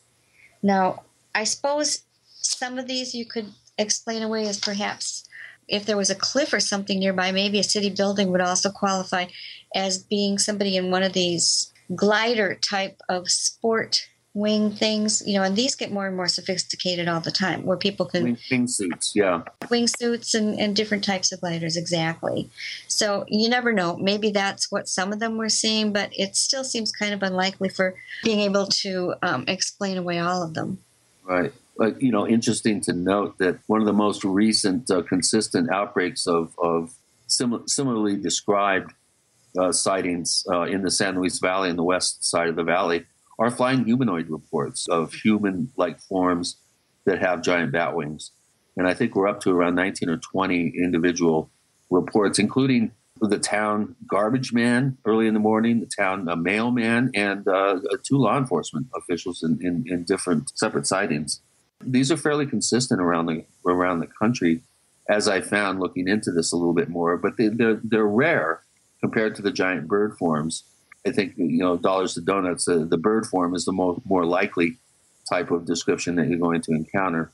But right. So what do you make of this? I mean, it smacks of something paranormal because these, if there's a breeding population of these things, we should be able to zero in on them easier. Where they nest, where their rookery is. Right. There's just something that smacks of the paranormal to me about them. Yeah, because you just can't imagine where these creatures could be breeding and flying around in numbers large enough to have a population without being seen somewhere. Now, one thing that did occur to me was when I was looking at all the dates for these sightings and how many of them occurred in the mid-70s, the late 60s and mid-70s, I just coincidentally synchronistically perhaps is a better word, came across something on when the Amazon highway started to be built through the Amazon rainforest. Now, the Amazon rainforest, has been just a sanctuary for different sorts of creatures for many years until of course, Western civilization starts going in there and tearing out the trees to put a big, nice highway through. And when that started happening was about the same time as this massive bird flap that went up through the Midwest. And you can almost see a migratory corridor going up along the Mississippi River. Yeah, good point. That's also when they were starting to expand the cattle ranches, too, into the Amazon. Yeah, and so you have this opening up of this territory that had formerly been sort of sacrosanct and where they probably felt safe, and then all of a sudden they're getting rousted out and have to go somewhere. And the Mississippi River, along much of it, there are great cliffs. I know that where it forms the border between Wisconsin and Minnesota, there's some wonderful cliff areas, and then, of course, we've had sightings of what might be relics of the species of Washington's eagle that was documented by Audubon. We have Linda Godfrey joining Gene and Chris. You're in the Paracast. A little right, a little left, but always independent-minded. The Genesis Communications Network, GCN. First came Attack of the Rockoids, and it was a critically acclaimed success. And now there is The Coming of the Protectors. A former military intelligence man is contacted by a space woman in a dream that turns out to be a nightmare because evil forces on her distant planet are planning to conquer the Earth. This is gripping science fiction of the classic kind. Attack of the Rockoids and The Coming of the Protectors. Find out more at rockoids.com. That's Rockoids, ROCKOIDS.com. So here's what happened. I was placing an order online. The site went down. It took hours before it returned, but I'd already placed the order with another company. If your site goes down, you could lose business. And if you have a business or personal site, you'll want to know it's easy to run and it will stay online. At iWeb, your site is hosted on one of the most reliable networks in the world. Talk to a sales rep at iWeb.com. Use the promo code TechNightOwl for a special discount. As the New World Order continues to tighten its grip on every facet of our lives, we're all asking ourselves, how can we maintain our independence? The answer is clear. Get prepared, and you get prepared now. Now the only question left is, where do we begin? My Patriot Supply is here to help. Call 800-247-3070 to get started with your 72-hour emergency food supply for only $10. We're even covering the cost of shipping. Are you willing to rely on the government and FEMA in the event of an emergency? Call 800-274-3070 to get started with your 72-hour emergency food supply for only $10. You won't be able to find this deal online, and there is a strict limit of 4 per caller, so don't wait. Call now, 800-274-3070. That's 800-274-3070. Call right now. Ouch! My back is out again. Hi, Dr. Ortman with Wellspring Spinal Care. If you're experiencing neck, mid, or lower back pain, this information is for you. One of the complaints that I hear is patients receive their typical adjustment, only having to repeat them as the pain returns. Putting the bones back in place is only half of the battle. At Wellspring Spinal Care, we have the entire solution. We use the NUCA approach, utilizing 3-dimensional x-rays and gentle touch technology to deliver specific correction. We then design a custom nutritional supplement program which provides essential nutrients targeting the areas of concern. With a NUCA approach and proper nutrition, you'll be on your way to a faster and more permanent recovery. To get you on the road to wellness, visit drortman.com. That's drortman.com, or call us today, 952-303-9124. That's 952-303-9124. Wellspring Spinal Care, chiropractic done right. We all know that Berkey Water Purification Systems are the most trusted name in water filtration. As an authorized Berkey dealer for over 6 years and serving thousands of satisfied customers, the Berkey Guy offers amazing specials for Berkey Water Filtration Systems. The Berkey Light Systems include a set of self-sterilizing and recleanable black purification elements that purify water by removing chlorine, pathogenic bacteria, cysts, and parasites to non-detectable levels and remove harmful chemicals such as herbicides and pesticides. Order the Berkey Light Systems system today, complete with 2 Black Berkey elements for only $231, and the Berkey Guy will ship your order free of charge. With the purchase of a Berkey Light, the Berkey Guy is also offering a set of fluoride and arsenic filters for only $39.99. That's over 30% off the retail price. Call the Berkey Guy at 1-877-886-3653. That's 1-877-886-3653. Or order online at goberkey.com. That's goberkey.com today.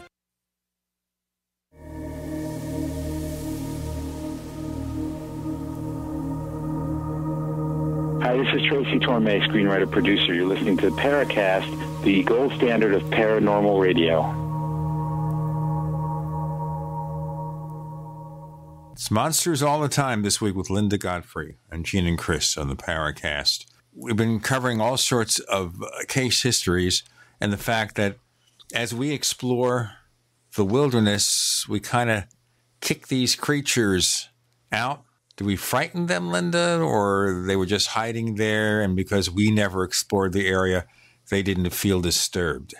Well, and again, this is pure speculation. You know, it's not even a theory because it's not testable. It's just pure speculation. But my idea was, well, if all of a sudden these giant machines are coming here and ripping out their habitat, they're forced to go elsewhere, and they're going to look for some sort of place where, like, cliffs are a natural place for anything that has a hard time getting lift because it's so big, because they can jump off and have airstreams and wind forces to kind of play around with.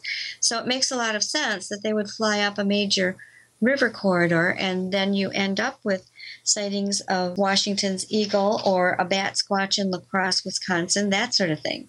You know, it's interesting to note, too, that river systems tend to be epicenters for sightings of cryptids of all types, aquatic, land, air.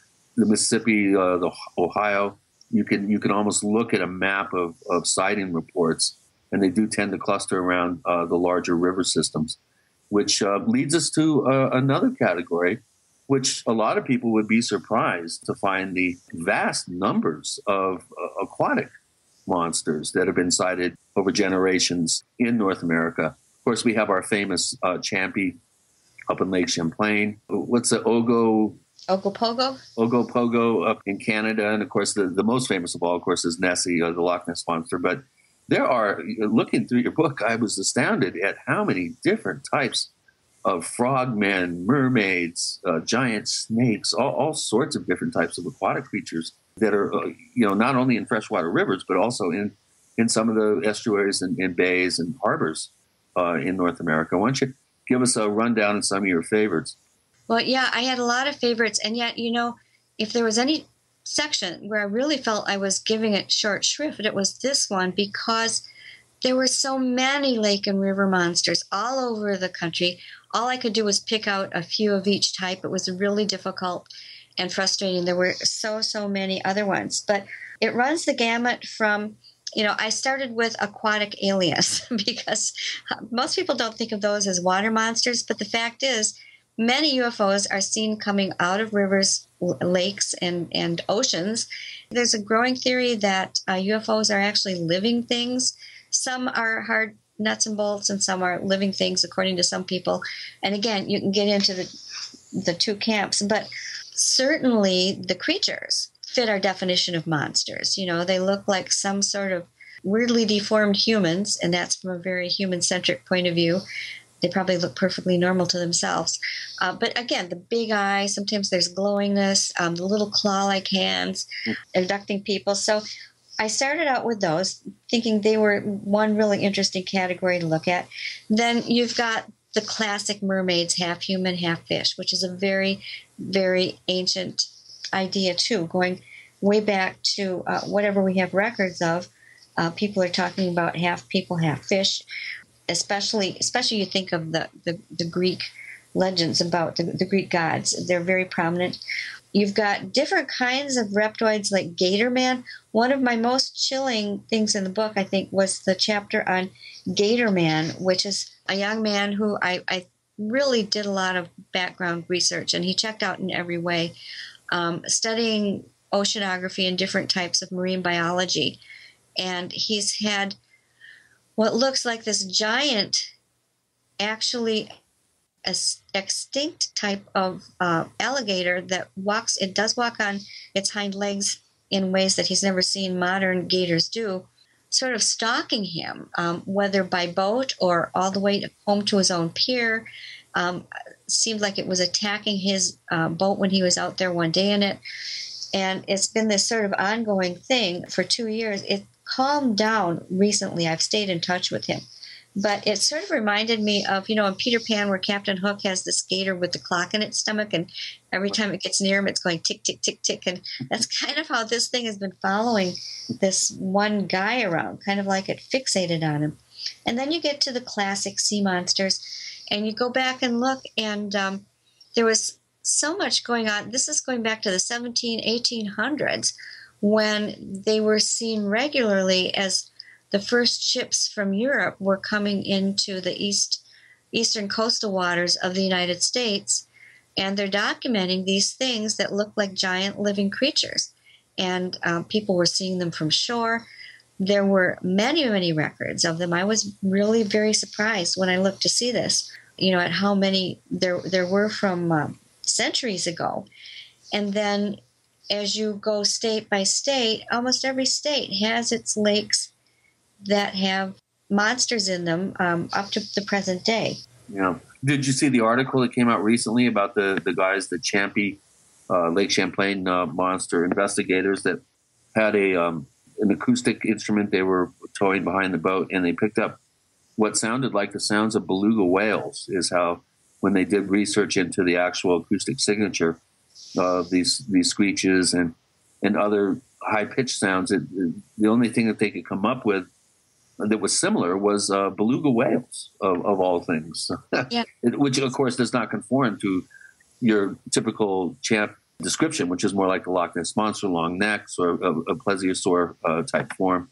To me, it's intriguing that you could have one form possibly imitating the vocalizations of another form, if you want to go and kind of what if the data. Right, and maybe it is some sort of unknown form of sea creature that would have a similar vocal structure. Who knows? It's really hard to tell. But, and in a lot of these cases, I do think that, getting back to the original question of, how do we know which ones of them have a basis in an actual natural creature, it could be that some of these lake and water monsters do, because I really think that even though it's true that many of the lakes they're said to be in are supposed to be too small for their breeding purposes, that maybe there are deep underwater fissures that go other places, maybe to other larger bodies of water, even oceans. I don't know if this has ever been proved,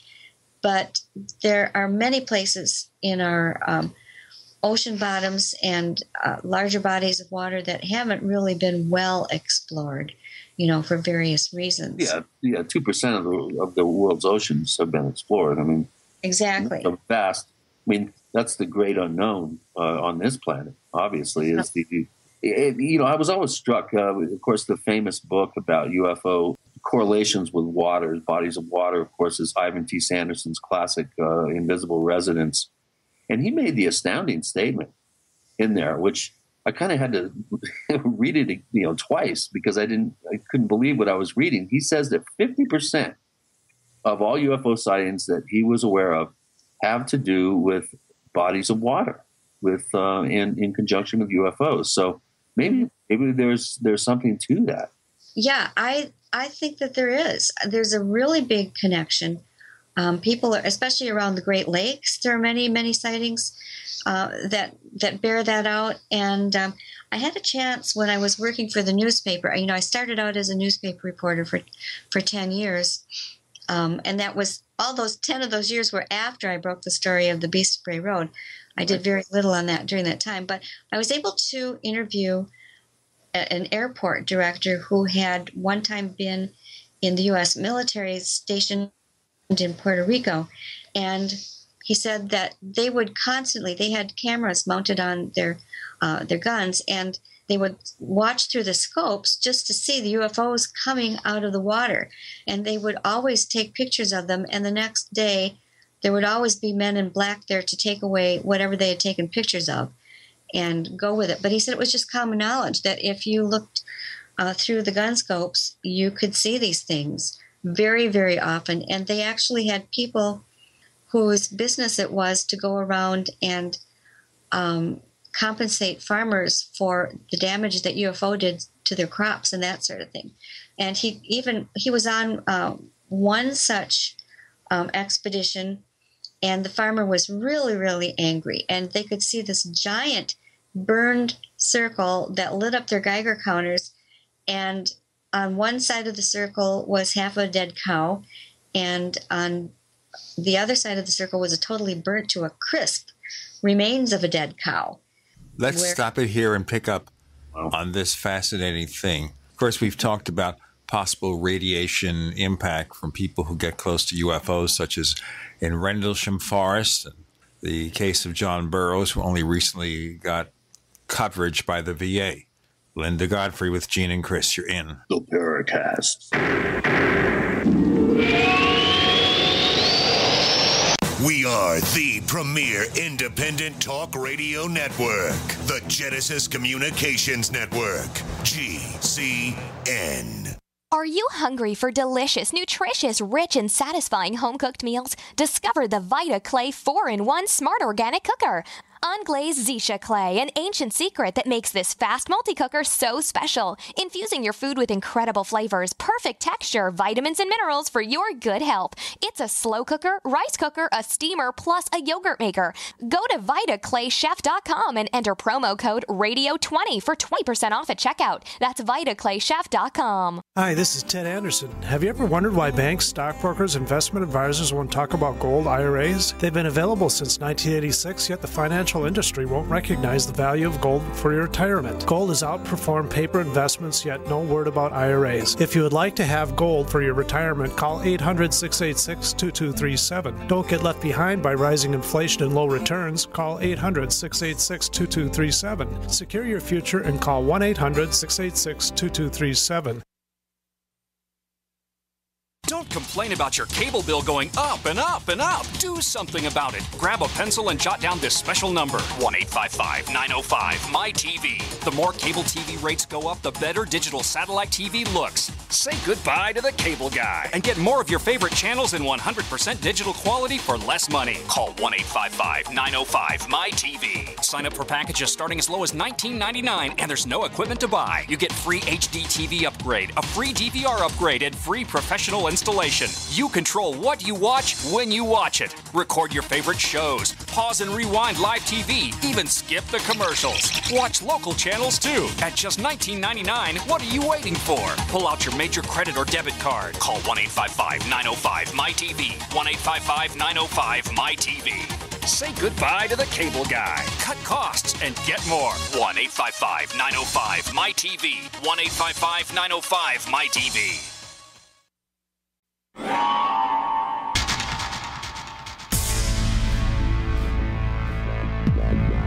Welcome back to the Paracast, the gold standard of paranormal radio. And now, here's Gene Steinberg.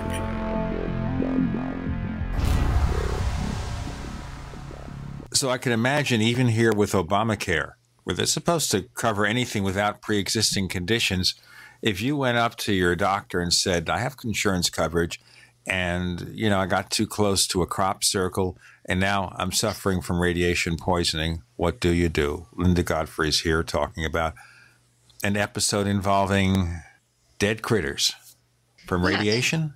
Yeah, well, you would presume. Again, this was in Puerto Rico, and it was probably back in the 60s, 70s, something like that. Mm-hmm. Northeast corner or southwest corner of Puerto Rico. Those tend to be the hot spots for these things.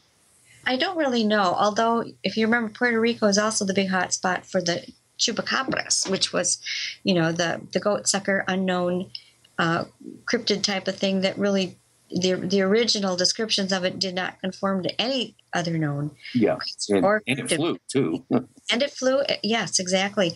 But in this case, again, I was talking to an airport director, and this wasn't what we were discussing for my newspaper story. It was just we were done with that, and I said, okay, off the record, I want to ask you some other questions, because he had told me that he was in the service in Puerto Rico, and I wanted to find out if he'd ever seen anything, and yes, indeed he had.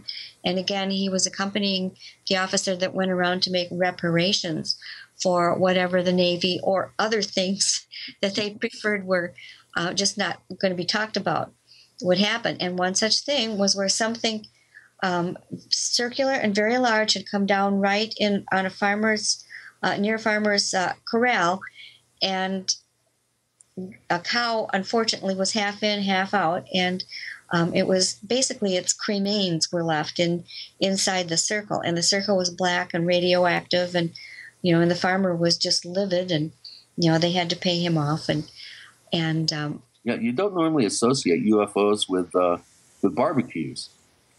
No, but again, there's so many different types, and who knows what this was exactly.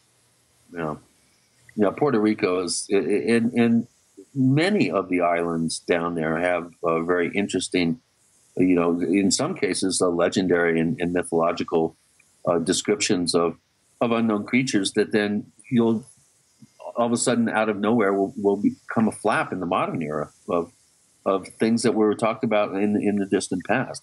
I always thought that that's a really important correlation, that there may be some sort of cultural echo that happens and it reverberates through time, and these things tend to come back in cycles. And it'd be interesting to do a statistical analysis of outbreaks of particular types of creatures in a particular area and see if we can identify patterns, because in terms of when these waves manifest, because if we're able to identify a pattern, then we're able to predict possibly outbreaks and be ready for them, have people on the ground alerted that, hey, for over the next year or two, statistically, it's possible that we're going to see a wave of activity, and to be ready.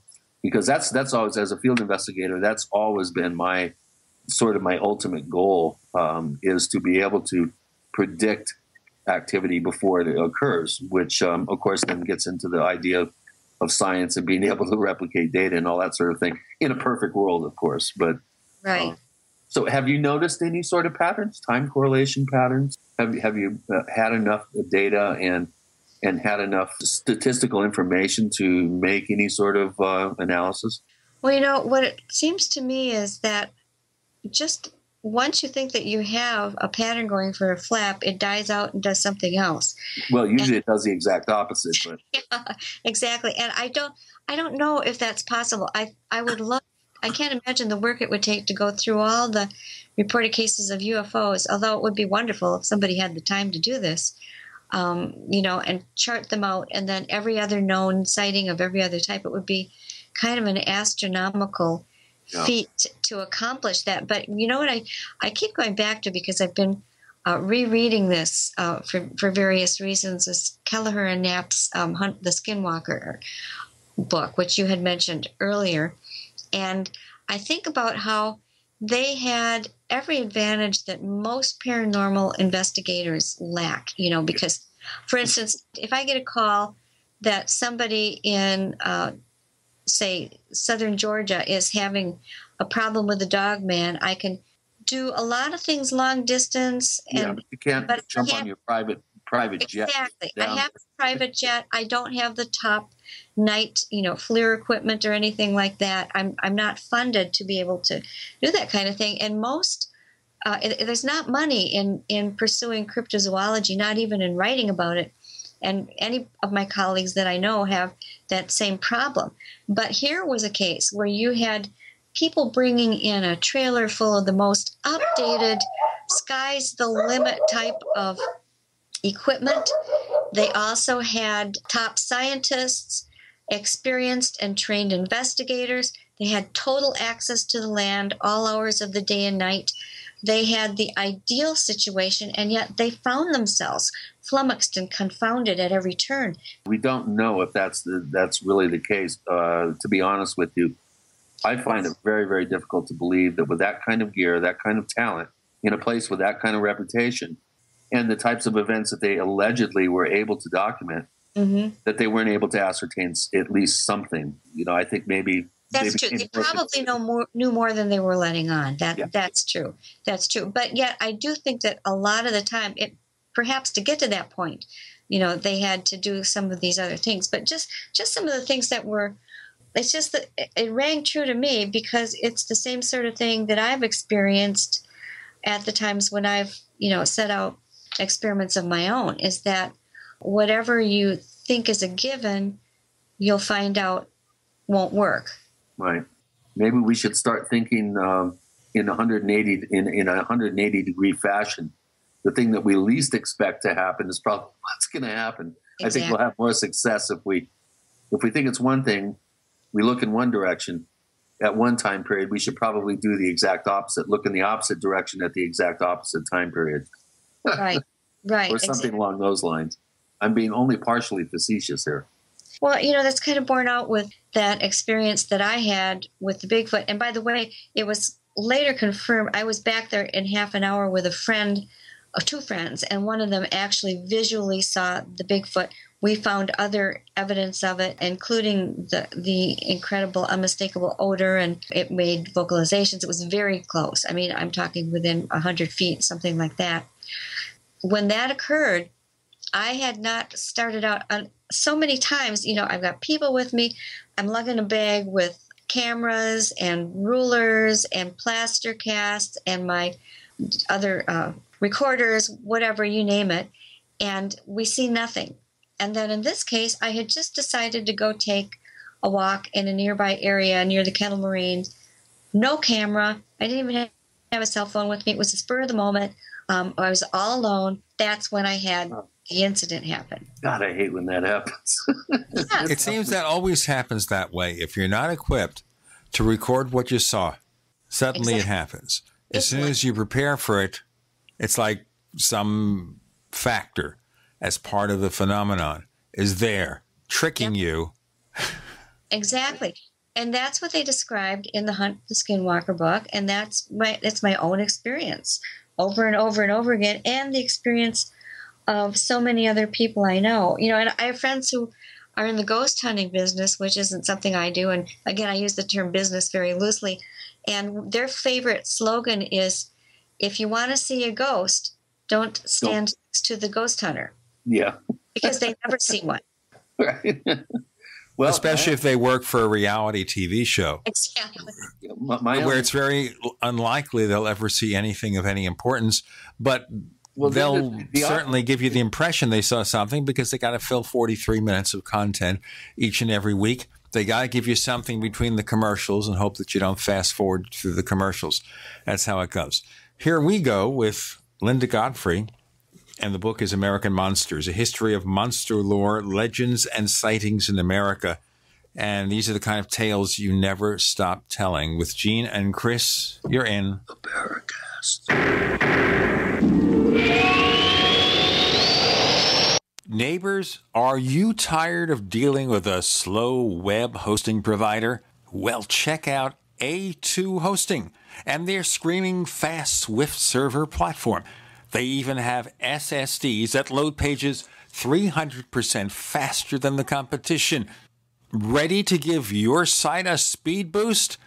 Well, tell you what, neighbors, head on over to a2hosting.com. That's A2, that's number 2, a2hosting.com. Check out their Prime hosting account. And get this, neighbors, they're even giving you an exclusive 25% off discount for all our listeners. 25%. And remember, their Guru Crew support team is standing by 24/7, 365 days a year to answer any of your questions. Now, to get the discount, use the coupon code GENE when you check out. On the average, Americans work between 45 to 50 years, hoping to build up enough wealth to retire and live out their golden years. Unfortunately, with taxation, the rising cost of food, energy, housing, and medical, many retirees are forced to live below the poverty line. Is this a flaw free enterprise, or is our monetary unit we call the Federal Reserve Note forcing us into perpetual debt, ensuring inflation and higher taxes? These questions and more can be answered by reading G. Edward Griffin's book, The Creature from Jekyll Island. Congressman Ron Paul states it's what every American needs to know about central bank power.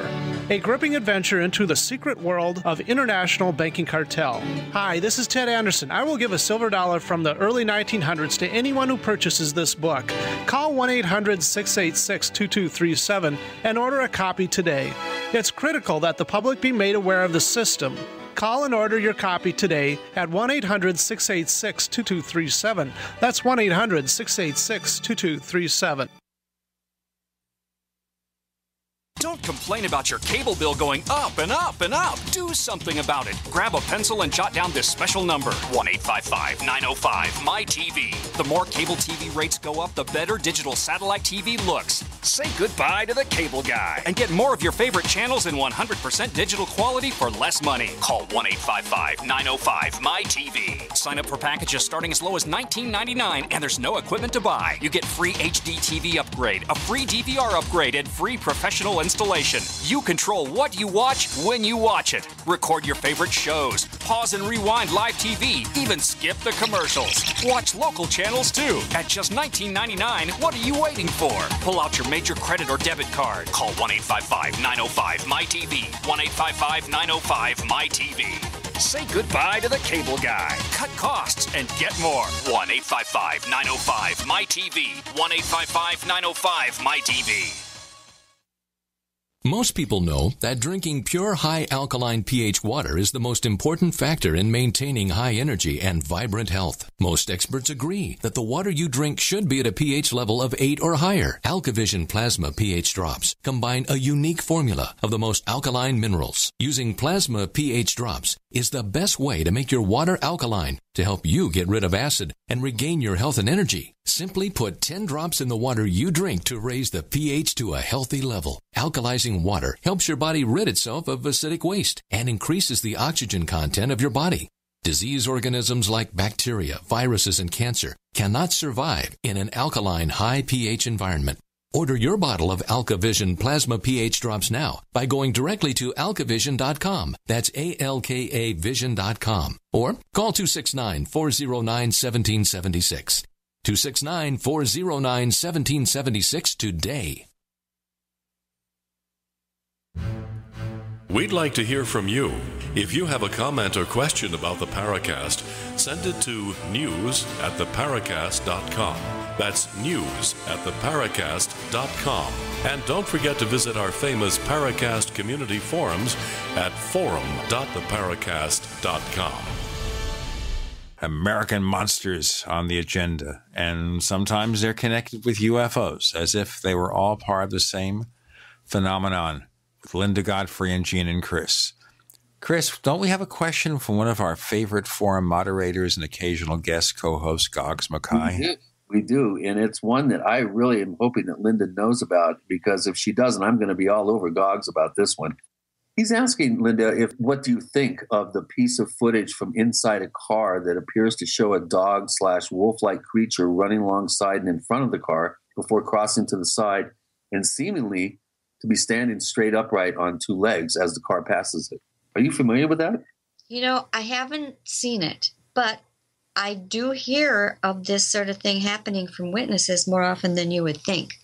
It's a fairly commonplace, as these things go, action for the upright canines to take. Yeah.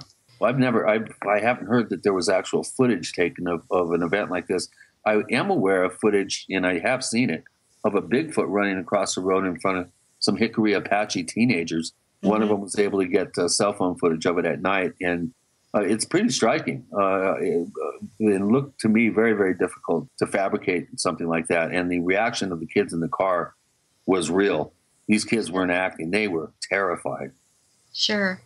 Yeah, and that's, again, a really, really typical sort of form. I, if you noticed in my book, I did a bunch of illustrations. And yeah, who did those, by the way? They're fabulous drawings. Thank you. Thank you. You did those? Yeah. Mm-hmm. Wow. Yeah. They look about as professional as you can get. Really good illustrations, I might add. Well, thank you so much. Well, my degree is in art education, and I am a commercial artist. I've had art representation I actually only became a newspaper reporter because I wanted to do editorial cartoons for the newspaper. Oh. So that's actually my first area of training in my degree. But that's how I depicted the Bigfoot, was running across the road, because it's just seen so often. And I could have actually sort of did the same thing for the Dogman, really. It's like every once in a while, they want to get from one side to the other so badly that they don't care if traffic sees them. And so I can't verify that footage of the Dogman running alongside the car, but I can say it's a consistent sort of action according to reports that I've gotten over the past 23 years. You know, my brother was involved in a Bigfoot encounter just below Stevens Pass in the Cascade Mountains in Washington in, I think it was 73 or 74. He was riding along with two friends on horseback on a logging road. They came up to a curve in the road where it went around a fairly low hill, about a 20-foot hill, and they smelled this awful smell. The horses reared and freaked out. They led the horses around the curve and found 5 tracks of a Bigfoot, one on the right side of the road, one in the middle of the road, one on the left side of the road, and then a scooped track going up the hill in a broken pine bough from a tree, like it had grabbed the bough to pull itself up. Mm-hmm. And grass was still slowly coming up out of the one footprint on the left side of the road. But a very careful examination coming to the road and going away from the road, there were no other tracks, and there should have been. It's almost like it was only manifest as it crossed the road. Right. And it appeared on the side of the road, crossed the road, climbed up the hill, and then disappeared. It's just really hard for me to wrap my head around that. I have had other reports that are very similar, and I'm sure you have, where these tracks start and stop inexplicably. There's no way to ascertain where the animal came from or went to. What do you make of that? Are we dealing with something that's only manifest for momentarily? Is it something that's able to then zip into some other dimension? I mean, what does your gut feeling tell you about reports like that? Well, when there's absolutely no possible physical world explanation, you just sort of have to go to these other places. Either that or just give it all up in disgust. And actually, the place that I was telling you about before that I'm studying, we have photos where something landed out in the middle of a field, broke through a crust of snow, floundered for a second, and then walked on 2 legs into a forest. It was nowhere before, and these were canine prints. So what are the possibilities? Did a helicopter come and hover, and a man wearing stilts with canine feet on the end landed and walked into this woods that's in the middle of nowhere? In the middle of nowhere, so nobody would, or where else to go? There's just no other explanation for that. No. Yeah, or perfect footprints found in the middle of a remote area just by chance by some hikers who just happened to be in the area.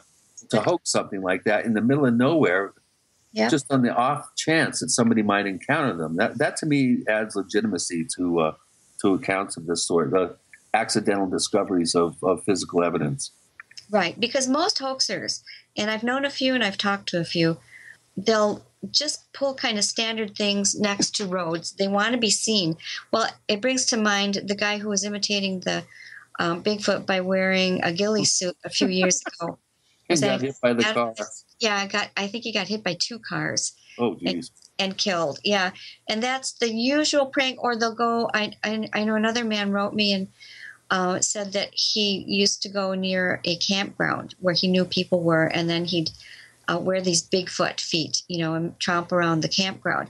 And then he actually had an encounter as an adult. And I said, I'd like to print your story, but since you already wrote and confessed that you were a hoaxer, I don't think I can, because I just can't. I can't trust you now.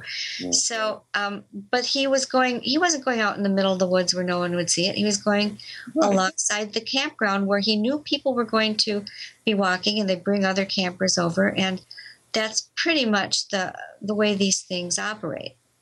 Yeah, reminds me of the X-Files episode where the Army intelligence guys or some sort of military intelligence guys stage an abduction on a roadway, and then a real craft comes down and abducts them. Yeah, exactly.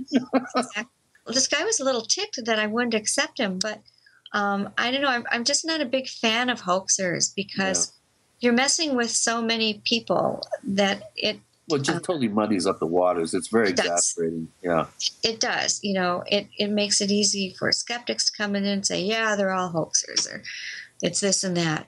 On Bray Road alone, I know of 5 different hoaxers, and yet none of them match up to the known sightings in terms of actions or descriptions or time or anything. So it's well, that's always going to be a problem, especially now in the digital age. And I sound like a broken record, and somebody will dog me for it, but it is so easy now for someone with just a little bit of talent and knowledge and software and motivation to create, with CGI, just create very impressive looking phenomenal events. Right. And I've been working on a way, kind of a handbook of sort of what to look for to reveal the nature of a true, especially in the UFO realm, of a sighting that's allegedly photographed or videotaped. Let's do our break, and we got more to come with Gene and Chris. You're in the Paracast.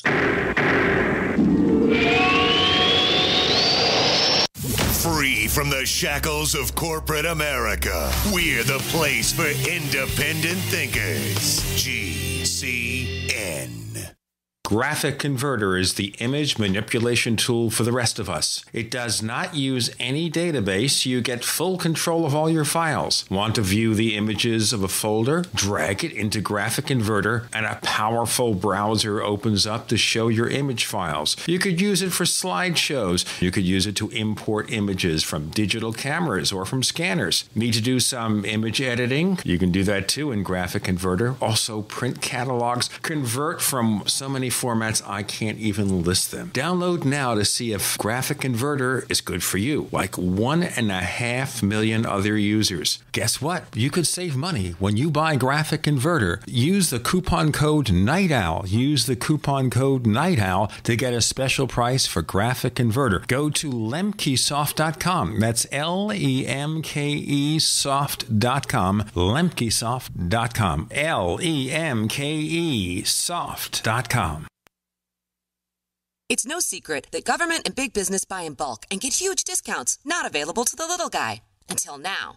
Introducing a breakthrough crowd buying website where people can join together, buy in bulk, and get massive discounts on millions of popular products. It's TogetherSave.com. TogetherSave.com. You can save 20, 30, or even 50% off tablets, smartphones, cars, appliances, textbooks, sports equipment, video games, and much more. All with free delivery. Check it out. TogetherSave.com. Visit now and start group buying today at TogetherSave.com.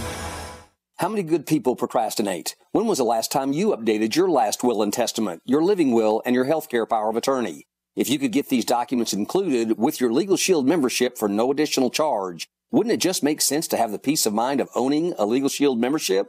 Worry less and live more with lsprotection.com. That's lsprotection.com, or call 855-340-SAVE. That's 855-340-7283. Results will vary from case to case.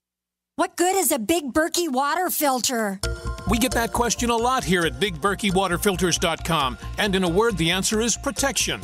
Protection from water main breaks, E. coli contamination, environmental chemical spills, pesticide runoff, chlorine taste and smell, and all forms of fluoride. Plus, Big Berkey water filters are the original gravity water filter system and most trusted on the market for a reason. Tested by multiple independent NSF EPA certified labs, they are the gold standard in water purification. At only 1.7 cents a gallon, a single set of filters can last for 5 to 10 years. That means big savings. Big Berkey, the one that's powerful enough to purify stagnant pond water. Get a Big Berkey today at BigBerkeyWaterFilters.com. GCN listeners receive 5% off all ceramic filter systems. Visit our website or call 1-877-99-BERKEY. That's 877-99-BERKEY. Big Berkey Water Filters, for the love of clean water.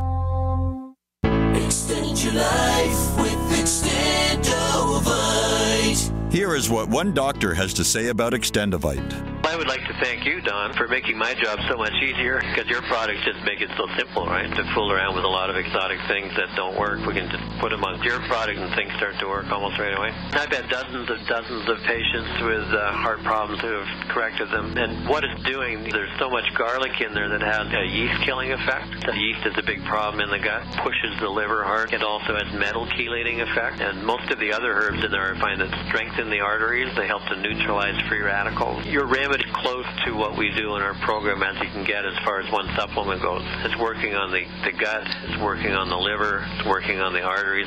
What more can you ask for? To get your Extendivite, call 1-877-928-8822 or visit heartdrop.com. Extend your life with Extendivite.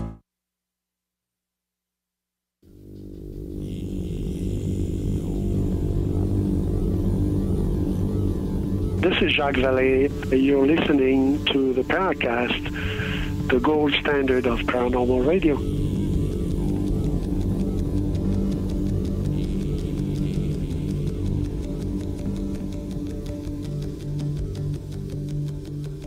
So Chris, of course, is working on some material to help you know when fakery is involved, particularly in UFO photos. Right. Our book is American Monsters. Linda Godfrey is the author. And Chris, I just wonder here, maybe we should post some information in the Paracast Plus once you get a little bit further along. I'm really looking to do a complete section of kind of like an amateur's leg up on doing your own analysis of alleged photographs and footage of monsters, of UFOs, of any sort of potentially paranormal or supernatural or cryptid type events. I would love that. I'll buy the first copy. Well, we need it bad. It's getting worse and worse and worse. You have these websites now that are touting all these obvious hoaxes, and people are buying into it. They don't know any better. Right, exactly. Muddying up the waters. The worst thing that happens there, of course, Chris, is that when people suspect that there's a lot of fakery going on, it's the broad brush effect. They believe everything is a fake. And when you present something that is apparently genuine to them, what happens next? Exactly. And the reality of the situation is physical, especially in the UFO realm, films and videotapes of real objects do not conform to the people's expectations, which are based in 50s sci-fi movies or George Adamski or Billy Meyer. Those types of craft are often what hoaxers use as a visual phenomenon. And it's very easy to spot that these are hoax because they don't have the actual characteristics that these objects have, plasma sheaths around them, ionization effects in the atmosphere. And one website features, the hosts of the website live near the ocean and there's a lot of moisture. And none of the, their avid hoaxed work shows any of the telltale signs of a real event.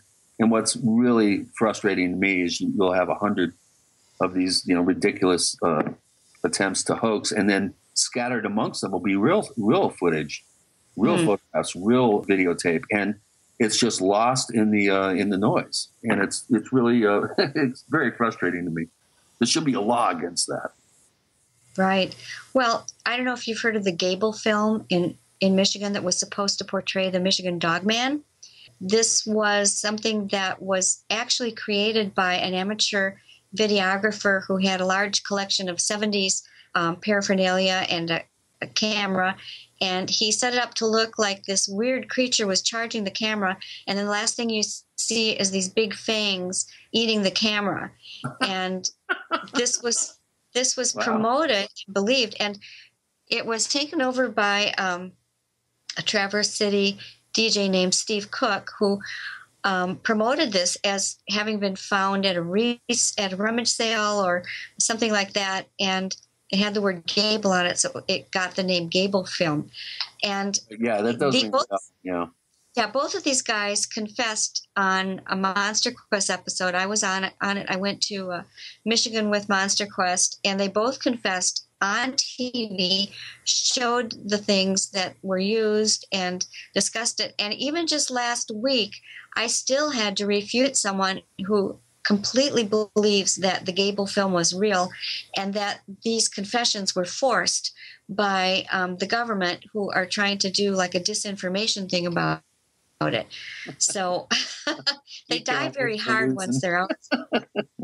Hey, once you get into the almost quasi-religious belief arena, it's really tough to tell people that their belief in preconceived notions are wrong. They just will bend over backwards to come up with some sort of explanation to prove that there's a big conspiracy that's going to hide all this, and these guys, their arms were twisted, they were paid off. How come nobody showed up with a Samsonite filled with used $100 bills at my house? I'm still waiting. Yeah. Well, if these people exist, if the men in black are ready to have you shut up, how many suitcases of fresh dollar bills or $100 bills would it take, Chris, to buy you off? Just one big one. But it has to be $100 bills. I'm sure I have a price. Everyone has a price. What was the famous movie from the 60s? I think Ringo Starr's first movie with Peter Sellers, The Magic Christian. Magic Christian, and that was that song that Paul McCartney wrote for a band called Badfinger. Right. If you want it, here it is, come and get it. Get it. He would buy people off, like famous opera singers, to act up on stage. Or it's been years since I've seen the movie, but I remember thinking, I bet you everybody does have a price at some point. They're going to hit that magic number or whatever it is, inducement. Getting back to your book now, are there some areas that you feel more strongly? We've had a couple of questions here on the forums at forum.theparacast.com. They want to know what your favorite manifestations are. Obviously, the Bray Road events will figure prominently always and have your name attached to them because of your first book. But are there any other things that go bump in the night, let's say, that really are head and shoulders above other manifestations in your mind personally? Well, I've actually been sort of more enamored with Bigfoot than anything else ever since I had that encounter 2 years ago, because it seemed to like just open up that area in my life. And I've had other sightings and other incidents and more people coming to me with theirs. So that's really been where my head's been a lot of the time. But I'm also actually, and by the way, I am actively looking for incidents from eyewitnesses who've had creatures that seem to be associated in some way with strange light phenomena or UFOs. And if you don't mind my saying so, they can contact me through lindagodfrey.com. No, by all means. No, everybody get your pen and paper ready. But yeah, it's that the Bigfoot, and then I really do have a fondness, just because they're so weird, and it's probably my favorite creature name, for the bat squatch. The bat squatch. Yeah, bat squatch. That's got to be the best. Really, why don't you give us a quick rundown of a couple of sightings? They're pretty rare, but give us some of your favorites. And well, not as rare as you might think. And it started with, it was named by a young man in Tacoma, Washington, who had a sighting of one of these things, and they're generally described as having a 15 to 20 foot wingspan and a furry, scary humanoid in the center and bat wings on the outside. And sometimes they're encountered standing and will whip the wings out and launch themselves. And other times they're just flying at cars. The one in Wisconsin that I called the man bat, it was coming at these two men right through. They thought it was going to go right through the truck windshield, and the wingspan was as wider than the truck. That's the same thing we were talking about that have been seen in Chicago. There's tons of them in Pennsylvania and Ohio. I don't know why that should be, but that Tacoma sighting, was that the one in I think it was 95 or 96, and the creature had pointed ears. Yeah, I'm thinking so, and It was. I had 7 Bigfoot sightings in the San Luis Valley during that same week time period. Is that right? Yeah, That's I mentioned that in my first book. Yeah.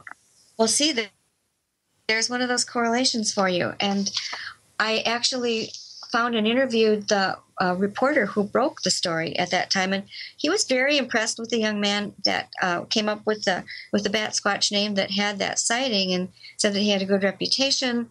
There wasn't anything about him that made him think he might be making it up, and I thought that was a pretty good testimonial.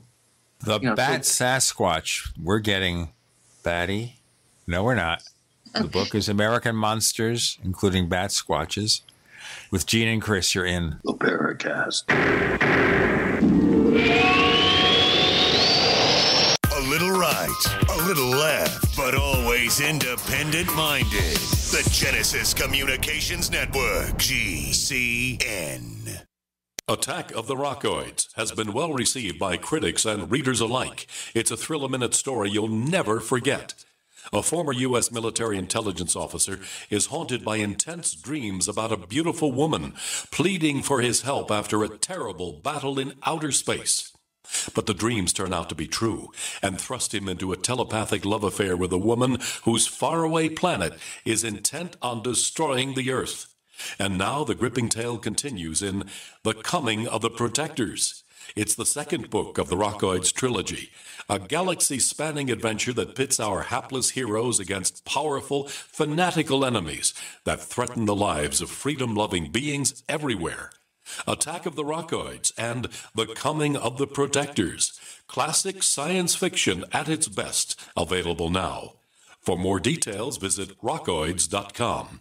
That's ROCKOIDS.com. By now, you may have heard a bit about Bitcoins. But did you know Bitcoins are now over an $8.5 billion market? And did you know that over 65,000 businesses now accept Bitcoins? Listen, if you're already earning Bitcoins or trying to make money in the Bitcoin market, you've got to know BidBit.co. Why? Because BidBit.co is where you can easily receive Bitcoins by selling and auctioning off your own personal items or promote business products and services for Bitcoins. You heard right. Whether personal or business, you can now buy, sell, and auction your products and services quickly, easily, and securely for Bitcoin at BidBit.co, the first and only marketplace website to offer BidBit Escrow, a proprietary technology which gives buyers and sellers security and peace of mind because all transactions are protected. Start today. It's free to join, free to post, free to auction, and free to bid at BidBit.co. Buy, sell, bid, or auction everything Bitcoin. That's www.bidbit.co.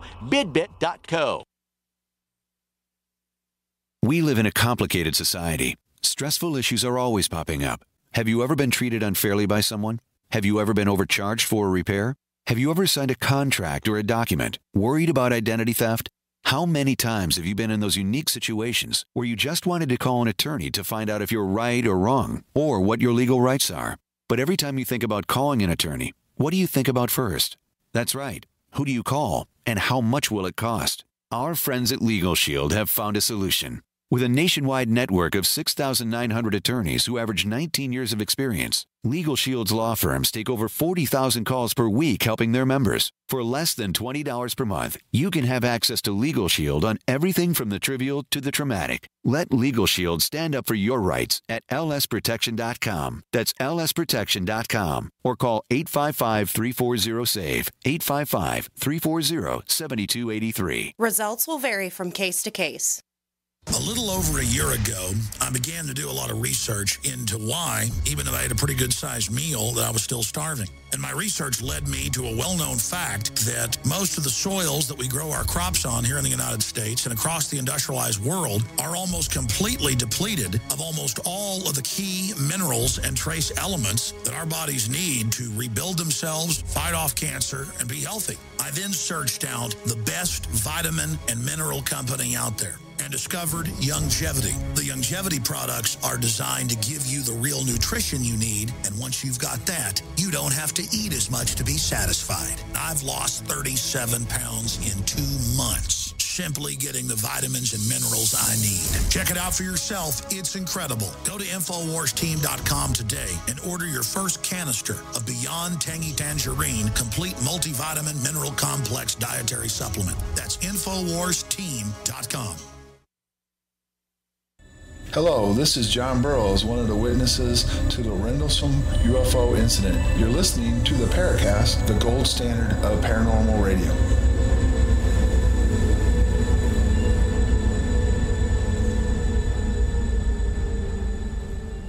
The subject on the table is American Monsters with Gene and Chris and Linda Godfrey. You know, we've talked about a lot of different types of case histories here, a lot of different phenomena. Linda, what can be done to prove any of this stuff? I mean, we have the eyewitness cases. I know some time back we had that aborted attempt to analyze alleged DNA from Bigfoot. How do we come to a conclusion with this? That's the great question. You know, I wish I knew. All investigators can do right now, most of us, is really try and document eyewitness accounts as best as possible. Whenever we can, go and try to look for and preserve samples. I mean, there are enough Bigfoot casts right now that you'd think that if they were going to prove Bigfoot existed, that we'd have enough of them to do that. So far, it doesn't seem to convince the world at large. I'm thinking maybe someday that drone or that perfect arrangement of trail cams with some kind of new, really undetectable technology will get a great film that lasts several minutes, that shows the creature from all sides, that is in great light, that has objects around it for height comparison, that will be really very hard to refute. You know, that's my number one hope. We don't seem to be too good at catching them. I mean, I know that there was a TV show called Kill the Bigfoot where they were intending to horrors go out and kill something that they didn't even know what it was.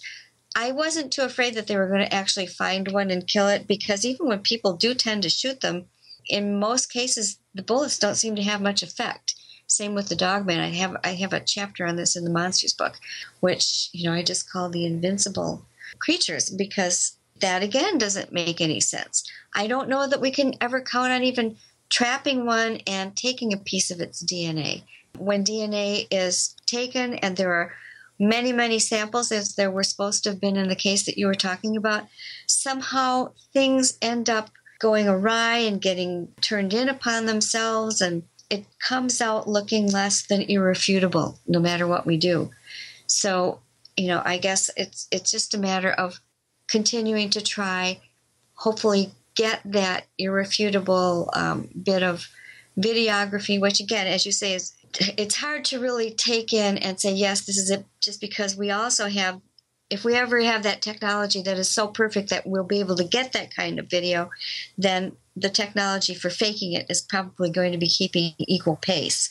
Yeah. You know, so it's really hard to have a lot of hope. But cryptozoologists are hopeful people, or we wouldn't be continuing to do this. You know, if you're a complete out-and-out skeptic, you probably won't be in the field for very long, because you'll just get too disgusted and hang up. But those of us who are just intrigued by the mystery, intrigued by the fact that people keep seeing them, that we know there's something to it, will just keep trying. You know, it's like you can't do anything else but keep trying. Yeah. The other thing I would add too, Linda, is we've got to work together. We have to approach this as a team effort, because a lot of individuals running around at cross purposes, I think we're going to continue to spin our wheels. If we can come up with protocols and a formula and people working together, rowing in the same direction, I think we stand a much better chance of gaining some headway. I think that would help. Although, you know, I do feel there's a lot of room for different field techniques, you know, because people will say, well, the way to hunt Bigfoot is you have to go out and bang on trees. If you don't bang on trees, you're not doing it right. Well, no, the way to hunt Bigfoot is to go out and sit in the woods with a candy bar, very still, and hope they come to you. Or no, the only way to hunt Bigfoot is to put up trail cams. Every type of investigation has its own place, in my view, and I think I would never want to get rid of that sense where anybody can go and try out what seems right to them, because sooner or later somebody may come up with something that actually works that no one else has ever thought of. And I'd hate to lose that chance. Creativity too. Right. Creative efforts also have a place, yeah. So I never get too upset if somebody says, well, I don't think you're investigating it correctly. I don't think there is one correct way to do it. And I'm happy to see other people doing other things as long as they're not being harmful. Yeah, the idea of going out and taking pot shots. I mean, it could be a guy in a ghillie suit and you might accidentally kill somebody. Right. Or even, let's say that most of the dogman sightings are some natural wolf subspecies that has somehow adapted or learned to walk upright when it wants to, and you shoot a protected timber wolf, you're in a lot of trouble.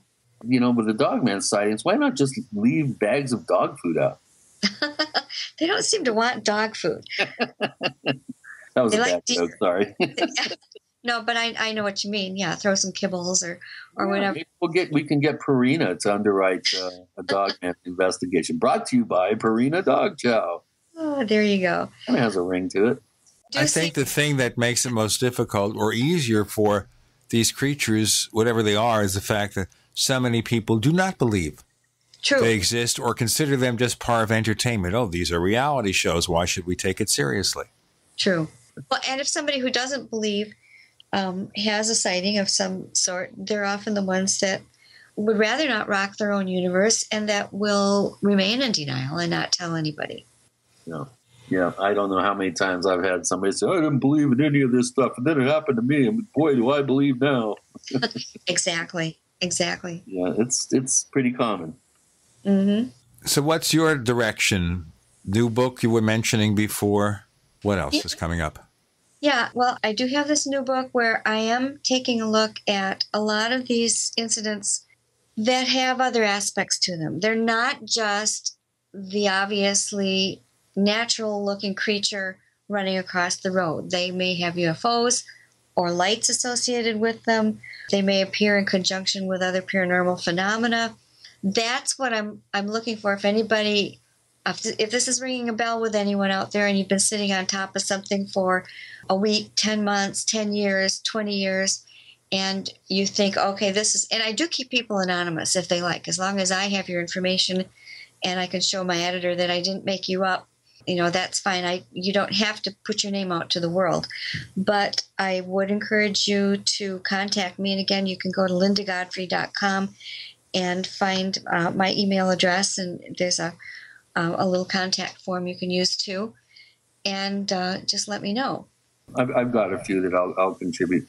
Fantastic. Yeah, they're in my database and sprinkled through my first couple 3 books. So. That's fantastic. I'll go ahead and pull some out and forward them on to you. The San Luis Valley is one of those places where there seems to be correlations all over the place between seemingly divergent phenomena, but they seem to appear and disappear in waves in conjunction with one another. So there's a few good ones in there. That's great. I would love it. You can find us on Twitter, where we're known as the Paracast. Look for the Paracast on Twitter. We don't do a lot of stuff there, but if you send us a tweet, we'll respond. If you follow us, maybe we'll follow you. On Facebook, look for 2 Paracast fan clubs, and there's no way to combine them into one without killing the others, so we kind of leave things be. Take whichever you like. We also have free stuff to give away. I know you all like free stuff. So we have a copy of Secrets of the Mysterious Valley, the ebook version to give away. All you have to do is subscribe to our free newsletter, the Paracast newsletter, a weekly newsletter. I write for it mostly. Chris contributed last week's column on the 2015 International UFO Conference. You go to check out theparacast.com, look for the simple sign-up form, and we'll send you a copy of your ebook in a few days. We also have a copy of Stalking the Tricksters to give away, and you have to subscribe to 1 year or more of the Paracast Plus. If you go to plus.theparacast.com, plus.theparacast.com. We have subscriptions, $5 a month, $50 a year, $175 for 5 years, which gives you like a year and a half free. For a year or more, we get you a copy of the ebook, Stalking the Tricksters.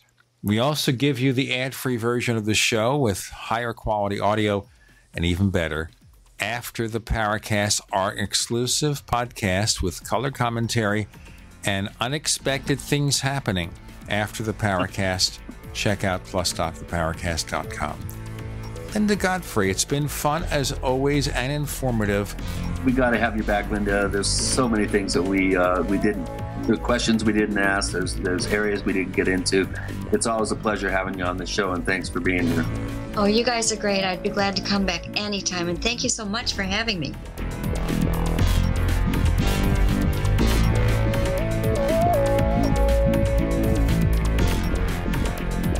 The Paracast, featuring Gene Steinberg and Christopher O'Brien, is a copyrighted presentation of Making the Impossible Incorporated. Tune in next week for a new adventure in The Paracast.